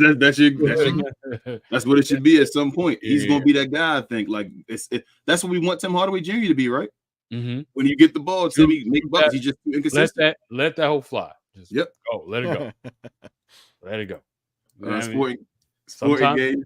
Go ahead, I'm sorry. Yeah, I was gonna say sometimes it's frustrating, but other times it's it goes in, it looks good. Sporting game says that might be a pause moment. Besides Wolves is the team I hated so much. Their starting lineup, all of them had size, and only Conley is small size, who is not dominant on defense. Man, if they a 3-point shooting team this year, I said it to TGK earlier in the show. If Minnesota is a 3-point shooting team this year, I mean, like a good 3-point shooting team this year, it might be a problem. They're gonna be dangerous. Like, if Cat really can play the power forward position at that size, and they got Ant and guys shooting threes, they're gonna be a problem, man. Like, that ain't Utah no more. That's Ant and Cat and all them with Rudy Gobert now. Like, we'll see. They look good, though. I ain't gonna front. Larry said with the first 3 games, more of a hype show for the NBA with the overseas products. I've been thinking that too, Larry. Open. Sporting Game said, I'm still the one who kept an eye on what is going to happen on Portland because I'm trusted that Jeremy Grant and Robert Williams are Mavs players at the deadline. That's TGK right there. Happy with that one. He also says, it's only preseason after result. I am the only one who said Hardy is starter over Seth in the second lineup. I mean, but Seth came in before Hardy. Yes, the first game. The second game, he just didn't play. Sporting Game. You ain't been the only one. I've been calling for Hardy to be playing over Tim Hardaway from the end of the season. So, but again, we're going to see, man. We're going to see. I ain't trying to divulge too much into this convo or like the whole idea of Hardy versus Tim Hardaway, because it is going to come to pass where Hardy is the better player. Hardy is the better option. Hardy does have a more dynamic offense to his game, and eventually it just is. Hardy makes it a viable option to trade Tim Hardaway Jr. And I mean, How that's do gonna happen, man. how do we play all these guards, TGK? I don't understand. Every time I think about it, I'm like, You can't. Seth Curry. Remember how we tried to go through that 8-man lineup when someone was Yeah. like, "What's your 8-man lineup?" And I didn't get close to a Seth. I didn't get close to a Tim. Put it But like they're that. guards. You got it, right? Like, you feel me? Like, we got to have at least 4, right? I mean, you're already playing. Or in our 8-man, it was Luka, Kyrie, Luka, Kai, Exum, and and Hardy, right? So they're the 4. That's Okay. enough. That's enough, That's right? 4. And we gave Seth that money though. Oh, we Nah, didn't it's give all him a lot. good. We didn't give him a lot. We could trade him. I don't, But why are we Trade him a giving third money? time. My thing is with the Mavericks. Why are you giving money to guys that you're not going to use? It. That's my thing. Like, It's not a lot though. It's not a lot, but you got JaVale McGee still sitting there too. It starts adding up when you got JaVale. True, but Well, it's only $4 million. Like, well, they got that biannual they could use next year, so they were able to put Seth's into the mid level. So you still have that biannual next year. So there's gonna, like Kyrie said, it's an interesting free agency next year, right? He did mention it, so there might be a player to come over here for the biannual when he could have got an MLE somewhere else. I'm so tired of waiting on next year, TGK. I'm so tired. I'm getting older, man. I can't wait no more, bro. I'm so tired of that. Father time is undefeated, Undefeated, man. Gina Kim also says Exum was nice today too.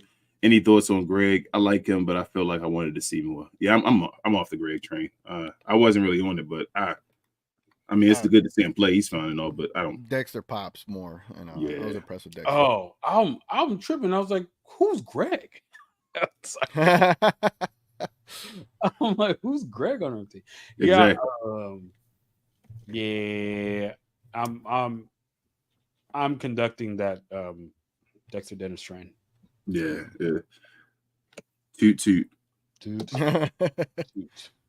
Larry also says people are wanting defined roles when we are still trying to figure out who actually fit and what will really work and who really plays well together. Yeah, I mean we are, but it's going to be difficult to do that, Larry, when guys missing time and all. Like two games gone already, right? You got 2 more. And only having 4 games in the preseason. Yeah, like at some point we got to see something. Is what we say, Larry. I don't know who thought about it because it looks like nowadays teams can decide how many preseason games they want. Because remember last year, some teams had like 6, 7, and we had like 3 or something like that. I'm just like, why do we have 3? Like let's do more so we can figure out. Let's get in the rhythm, whatever. Garrison's more prepared, but I guess the mindset is not to have people get hurt, but I think Jason Kidd has a say in that. It's a give and take. Yeah, probably. I think he does based off of last year, what he was saying as far as giving him 3 this year. He said we'll see if it's a bad idea or so afterwards. So I think he has something to do with that. Jesus Christ. But Richard says, how the hell does a 5-foot guard lead the rebounds? Some big should be embarrassed. Hell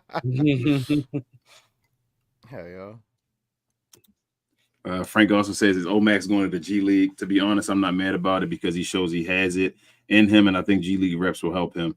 That turnaround fade was slow and clunky looking. Hey, but he made it though. Yeah, well, he's gonna spend time down there. Yeah. But it'll be good. It'll be good for him. Reps are good. Reps are always good.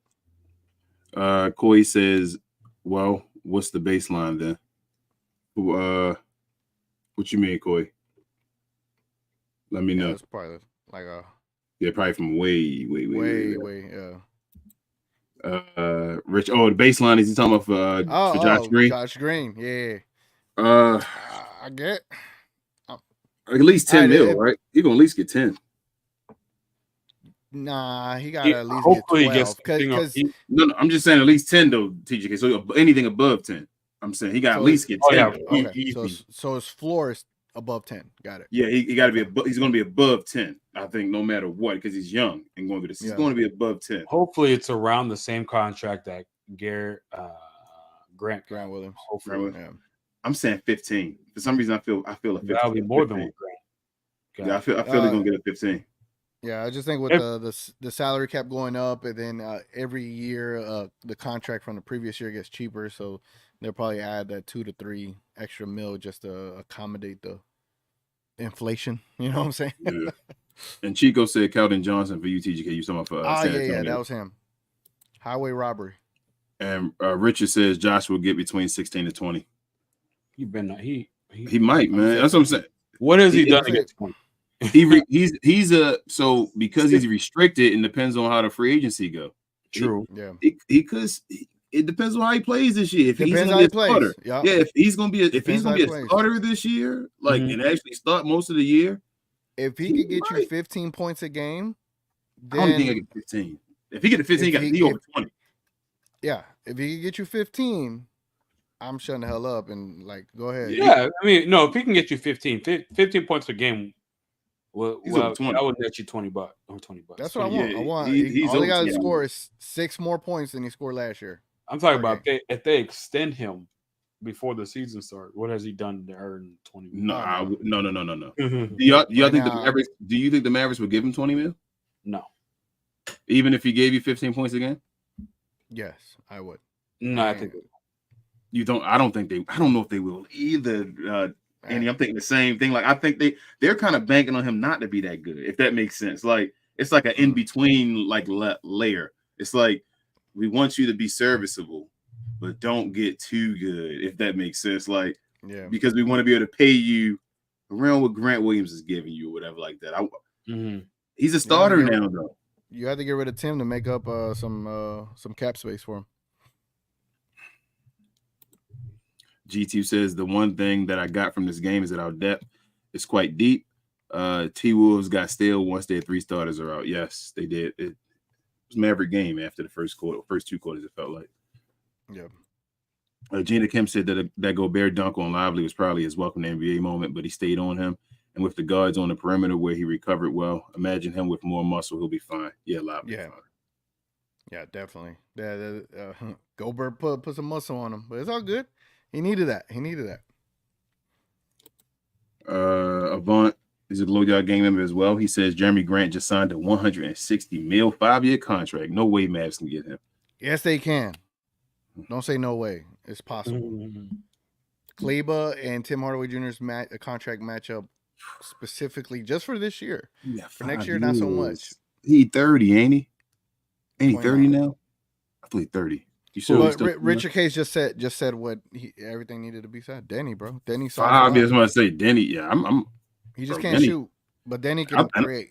I think he's going to be a better shooter too at some point. Yeah, I think Denny just skillful. Like Denny has skill. That's my thing. He's Luka Light, bro. He's Luka Light but taller. More. He's better on defense and not as good offensive. Yeah. Denny might end up being a lockdown dude. I can see Denny being all defensive team dude. Yeah. Coy says he says I loved our offensive rebounds. Didn't we win rebounding? We might have. I think so. I know at halftime we were up 27-17 in reboundings. I do like how Lively's presence was there on rebounds. Like Minnesota wasn't just getting an easy rebound when Lively was in the game. I like that. Not at all. Let me see. They had 46 rebounds. We had 51. Wow. Ain't nobody. Hey, we won the rebounding battle. That's and by 5, man. Like we didn't. And we lost by 20. Yeah. Let's go. Oh man. Ray says favorite moment when Kyrie danced the travel call. Yeah, Kyrie was having fun over there. I'm kind of, I know the people in Dubai kind of disappointed they didn't get to see Kai more. They were really showing Kai love, but Kai seemed like he's having fun over there though. Yeah. Richard says Twiddles came up with the 12-man rotation. I mean, 12 man. If Kid can be running a 12-man rotation, man, God. Yeah, ain't nobody gonna get in a rhythm with that. Never. Yeah. Larry says, why is everyone trying to bench my center when he looked good against both Cat and Gobert? His rim defense is better than I thought, and his shot blocking was on point today. His rebounds will go up. Yeah. Who you talking about on Twitter? So Larry, we on the live. We all 4 lives over here. Yeah, like man, them 3 blocks. I don't remember the last time a center on our team got us 3 blocks. You said Christian Wood? Oh yeah, my bad. He ain't center though. He a big forward, right? My bad. How are you going to demand the ball when you don't play defense? Gina Kim says, Kid challenging that call was the only thing I saw him do other than sit on the bench, to be honest. And the Wolves were playing like they had the game on the line. I respect it though. Yeah, I don't know if Cat just showing off in the preseason or if this is a different cat, but we'll see. Yeah, we'll see. We'll see. Corey also says, see, with Josh, he doesn't get the opportunity to score. I don't see how that's his fault. So, Corey, I agree with you on that partially, but I kind of don't. Josh Green can get to the rim at will. I feel like he's a guy, he gets to the rim. He just doesn't go up to finish all the time. I feel like he's always getting under the rim or around the baseline or somewhere around where he can go make a pass or something like that. He just doesn't go to score always. I wish he would just jump into a dude. Like, you feel me? Go into his chest and try to finish and get an and one or something. He gotta, I don't know, develop something else. Even Omax tries to go into guys' chest. You feel me? Like, he may not succeed right now, but he gets down there and then he fakes, goes into your chest, try to throw it up and all. I wish Josh Green would get that into his game because he gets into the paint. You can beat people off the dribble. You just gotta do it. Shree says DJJ can be out 3-4. He was very good defender last year. Yeah, he just gotta make threes. Yeah, and he said back up, just to back up 3-4. Yeah, well, Omax going to the G League, that gives him an opportunity. He got to go take it. Yeah. Shree also says Omax just isn't ready for Mavs starting job, but he will be by next year. I don't know if he'll be a starter. I think he'll be able to play on the team by the end of the year. Josh Green, I thought, should be better than him, and Josh Green is better than him. That's not a knock. It's just one has more years than the other. Mm-hmm. Micah, what up, Mike? I feel like it's been a second. He's a Glow Yard Gang member. He says, would you give Portland a first round for Jeremy Grant and Robert Williams if they let us match with bad contracts? Yeah, yes. Yeah, I'll do it. I'd do the first for those two. Absolutely, yeah. Thank you. Appreciate it. Yeah, I guess so. Yeah, man. Give me my players, man. That Jeremy Grant contract, nasty. I don't care, man. That's going. If you fail, he solves what THJ and Kleba can no longer do and do it better. And I'm not saying he's a lockdown defender. I'm not saying any of that stuff. It just if we're riding on the idea of an OG or a Jeremy Grant, and you trying to win right now, and say you could trade Jeremy Grant. Well, all right. Let me sleep on it. Let me really do some deep diving. But I'm just saying, if we can't get OG, because I already know we will not be able to get OG, and you're telling me I could trade a Kleba, maybe even a Holmes and a THJ for a Robert Williams and Jeremy Grant, sign me up. Give me a poor man. What's another poor man's? You think? Hold on. What about the Clippers? If the Clippers don't get up to a good start, you think we might be able to get Paul George by the trade deadline? Oh, don't even play, bro. I think they were talking about extending him. Actually, they're talking about. Wow, man, this Clippers wild. Man, if you get Paul George on this team, it's different. They're about to open up the Forum next year. Yeah, I know, but you're not going to do that with what team though? Yeah, I mean, but they,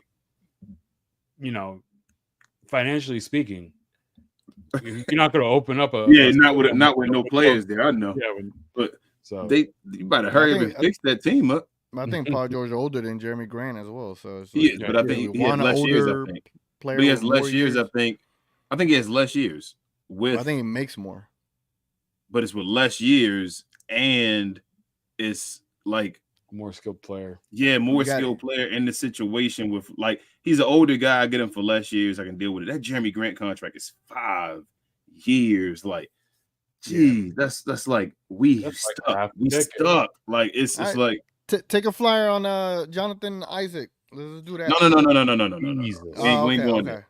I just said I said a Paul George. I said, can we get somebody like if not a Paul George, but you feel me in that line, a poor man, that level, a guy that can play defense and get a bucket. Who else is in the league that can play defense? Tobias Harris. Yeah, Tobias Harris. How much is he making? Too much? He making hella. He does making 30. What 30?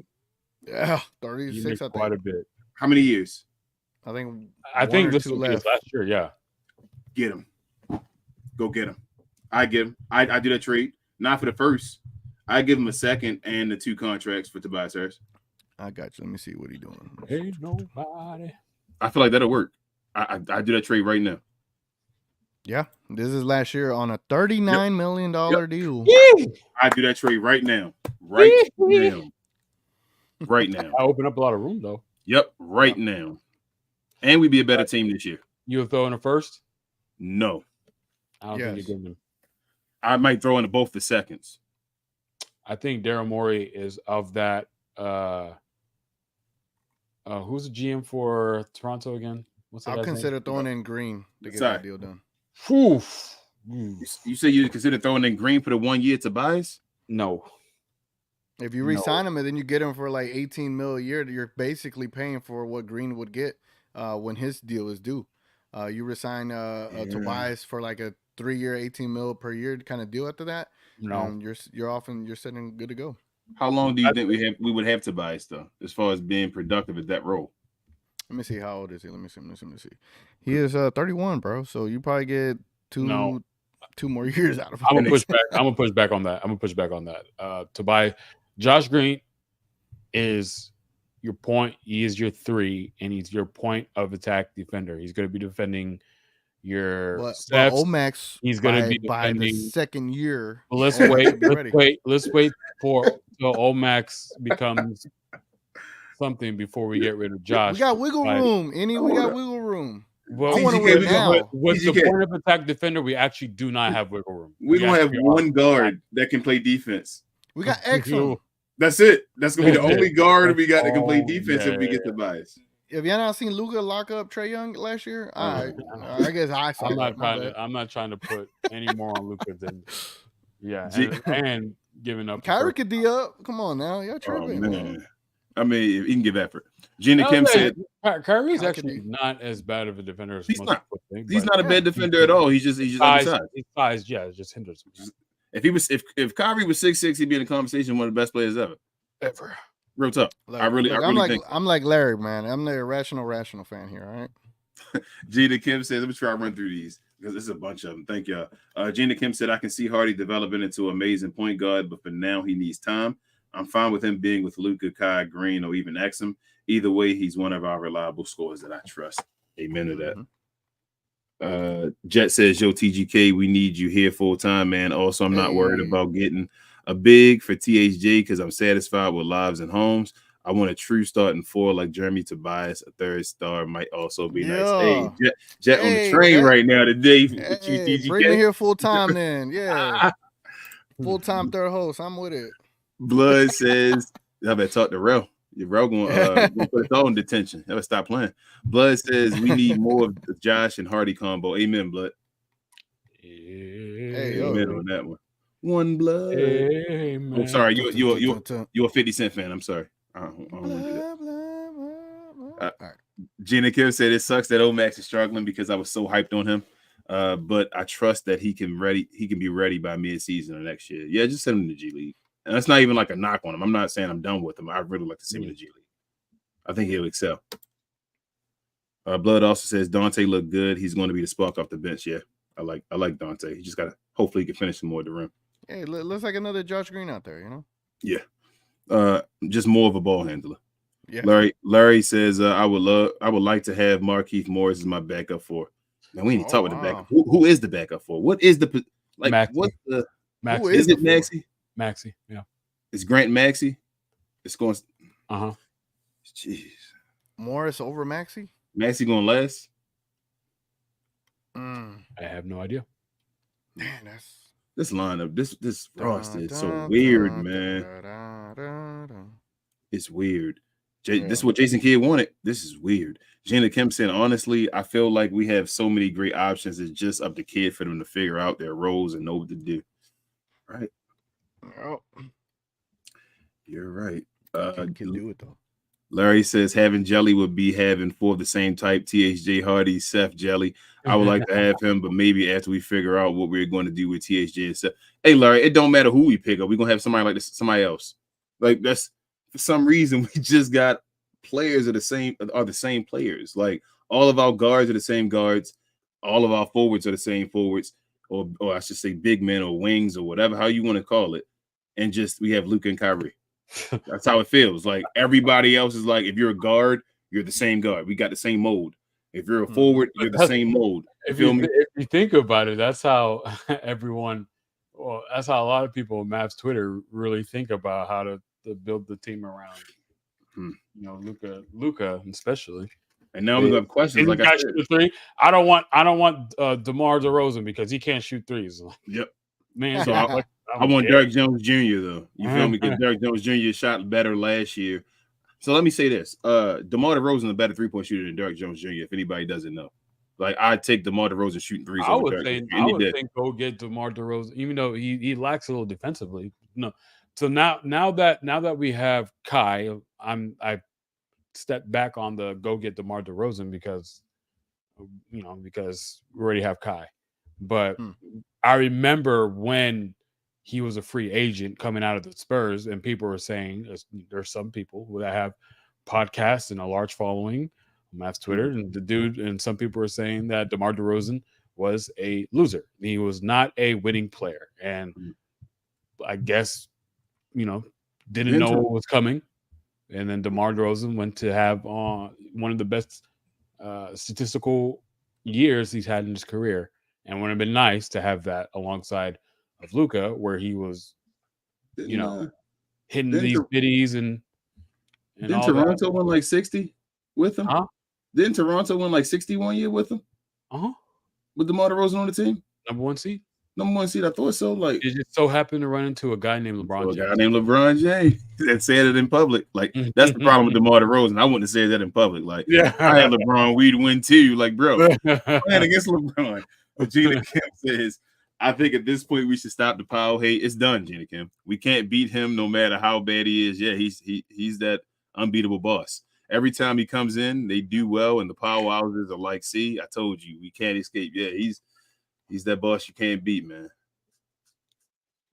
Can we get a cheat code or something? Nah, no cheat code, bro. He's gonna break DeMar's your game. Gonna be 35, bro. Yeah, DeMar getting old. He done. I mean, you could probably get him on his last window as far as Rudy Gay still in the league and he's 38. That's crazy. You said Baltimore's on? Nah, he's on Golden State. I think. Rudy Gay was that dude growing up.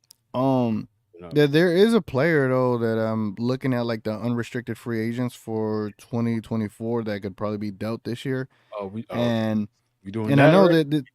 know this player has some controversy behind him because of the team he is on, because of their GM. Miles Bridges. Pascal Siakam. Pascal Siakam doesn't want to leave, but you already know Ujiri is acting weird. He wants a 30 years old, bro.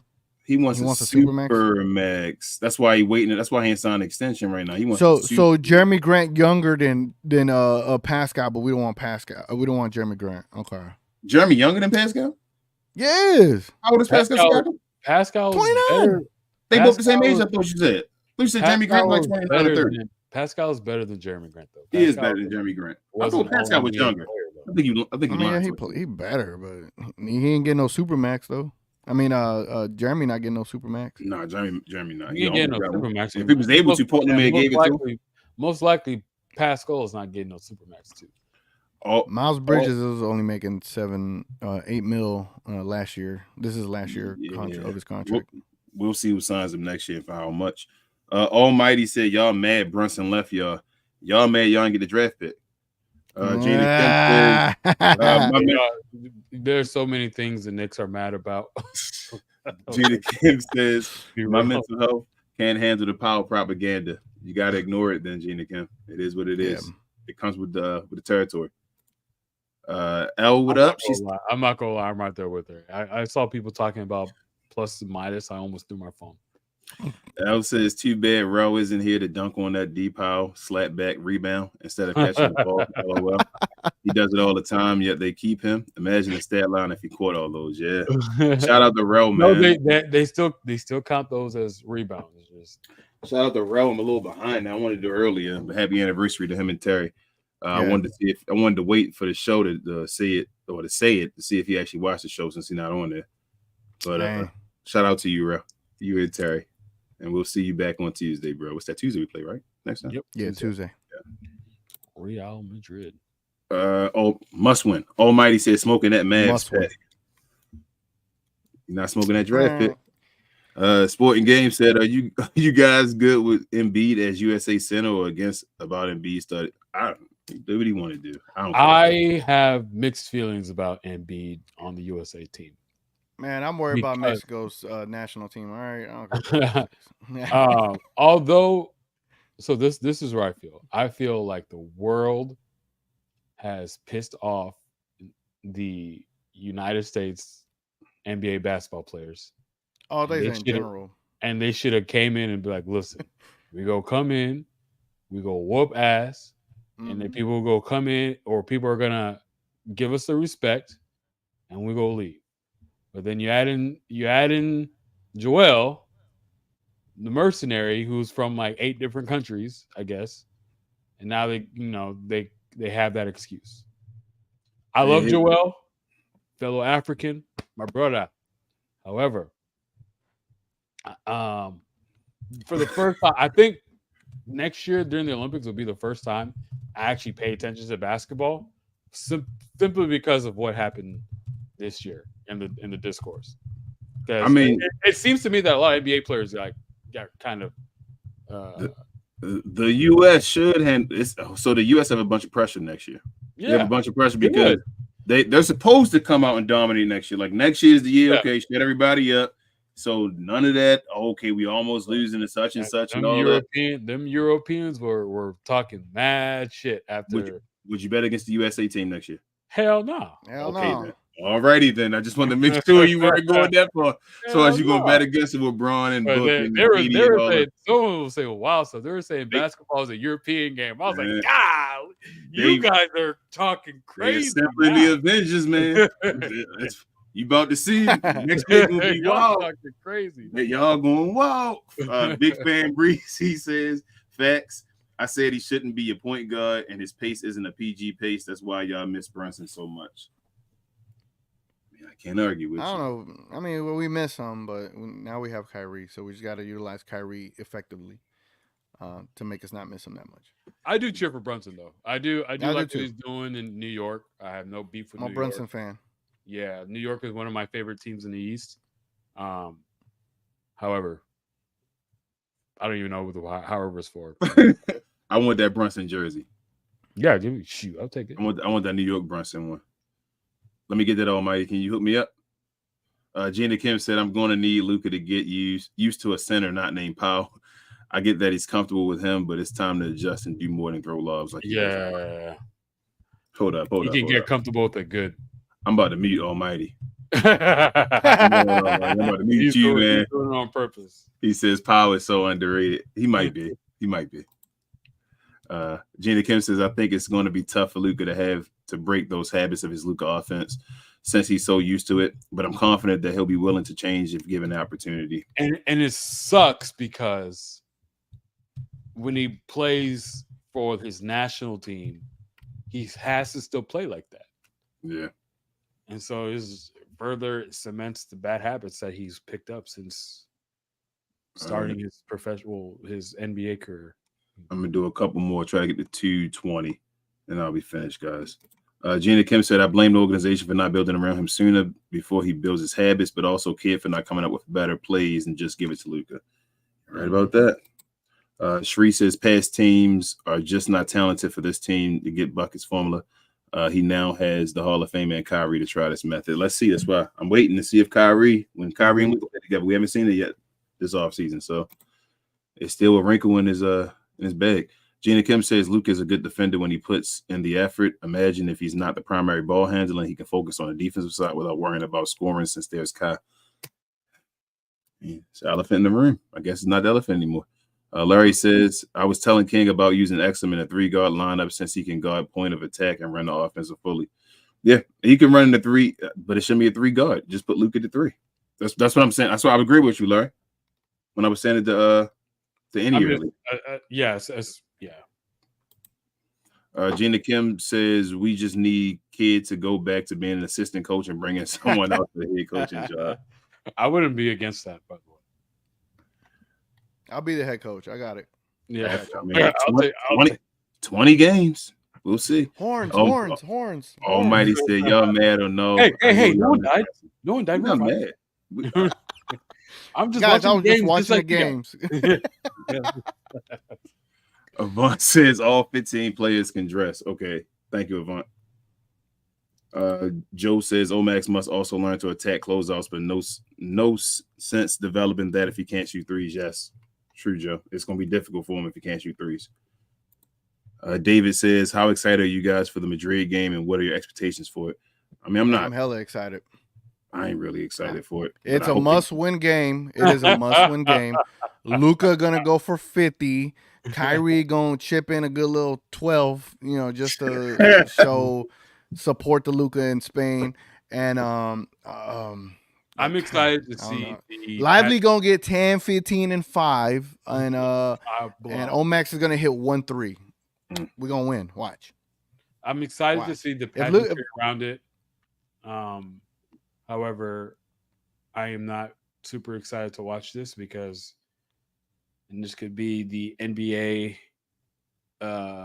ignorance in me, but it's not an NBA team, so we should win by a lot.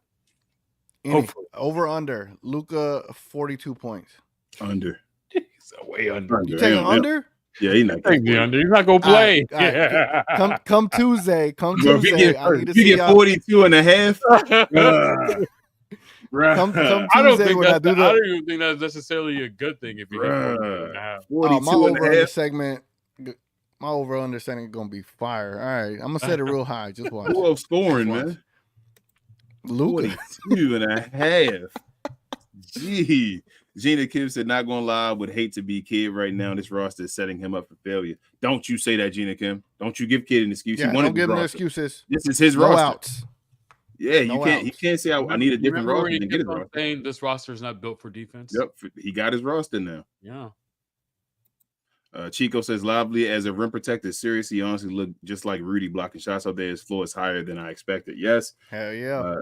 Gina Kim says, do y'all think Lively can try shooting one-handed or with his eyes closed to help for his free throws? Maybe even trying to use the backboard like I've seen some teams over. I think more players try to use the backboard. Yeah, I think Luka got to have a better form instead of Luka. Go center it. You know what I'm saying? Well, underhanded. Luka can make that cool. No, I think he can try. Does this. He does his shot over his head. Yeah, he flicks it over. I'm saying underhanded. Instead, bring the elbow in and then do your free throw. Like, do it proper, bro. Underhanded, like your boy. What's his name? What's his name? Barry. I can't think of his name right now. Rick Barry. Rick Barry. Jeez, I want to say Brent Barry. I'm not Brent. That's the kid. Yeah, Brent won a slam dunk contest though. Shout out to Brent.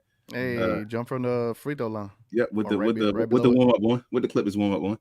Gina Kim said, any thoughts or predictions on the in-season tournament parade if we win? No clue and no as well. I don't think so. Parade. I would say no parade. I want a parade. We should do I don't know, like a Texas Live celebration. Yeah, Texas Live. That would be dope though. It's like a party or something.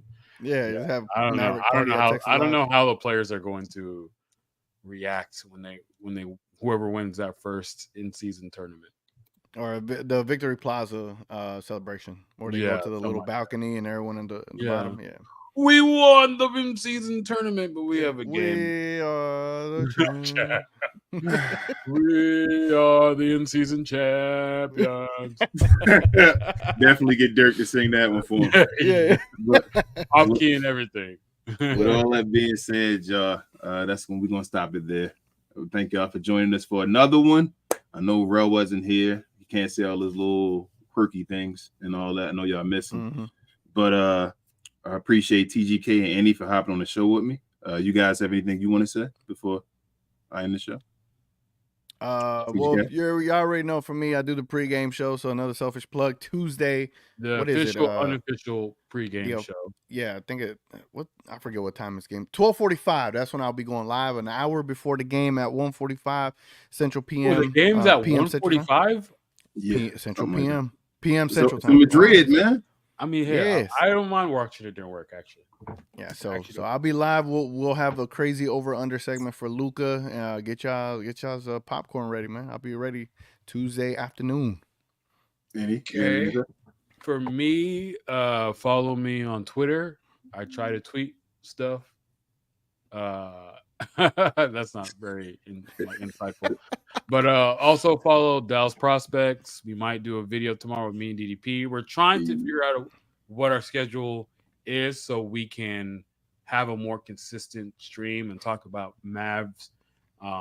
Be another podcast that you guys can listen to.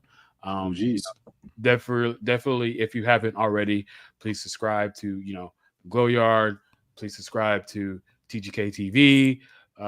Check out the Mavs Outsider podcast. Check out all the stuff, and so you can help us grow, so we can get some real Mavs talk, and maybe we can start making real waves. So more people will say, "Hey, maybe Dwight Powell shouldn't be on the team," and they wouldn't do stuff like signing him the second day and freaking what's it called, free agency, when we had like 3 other centers that we could have got. But anyway, I digress.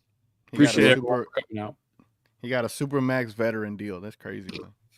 A super max veteran with deal. the player option.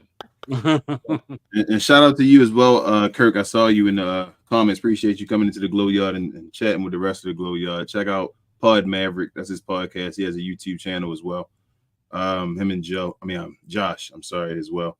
But other than that, guys, please subscribe to the channel. It takes a second. Like the video as well. Helps us out with the algorithm and all. You can also join the channel, y'all. Should be a join button down there on the side. You can join the Glow Yard gang. We do members only shows on Friday mornings. And other than that, I think that's about it. This would be the time where I would say share, more share, I guess. But we're on our way to more share. We're on our way to more share, guys. We're on our way to 2K subscribers and all that goodness. We appreciate everyone. We appreciate all the super chats and everything, y'all. But other than that, it's myself, King. I'm missing Rel. Got TGK beside me. I guess there's a pause on Rel. Any beneath me. Pause on that one as well. Thank you guys for joining the show. And we're going to be out, y'all. Mavs for life. Go Mavs. As bad as mine yesterday. No, we won't talk about that one. Let's stop the show while we're doing it right now.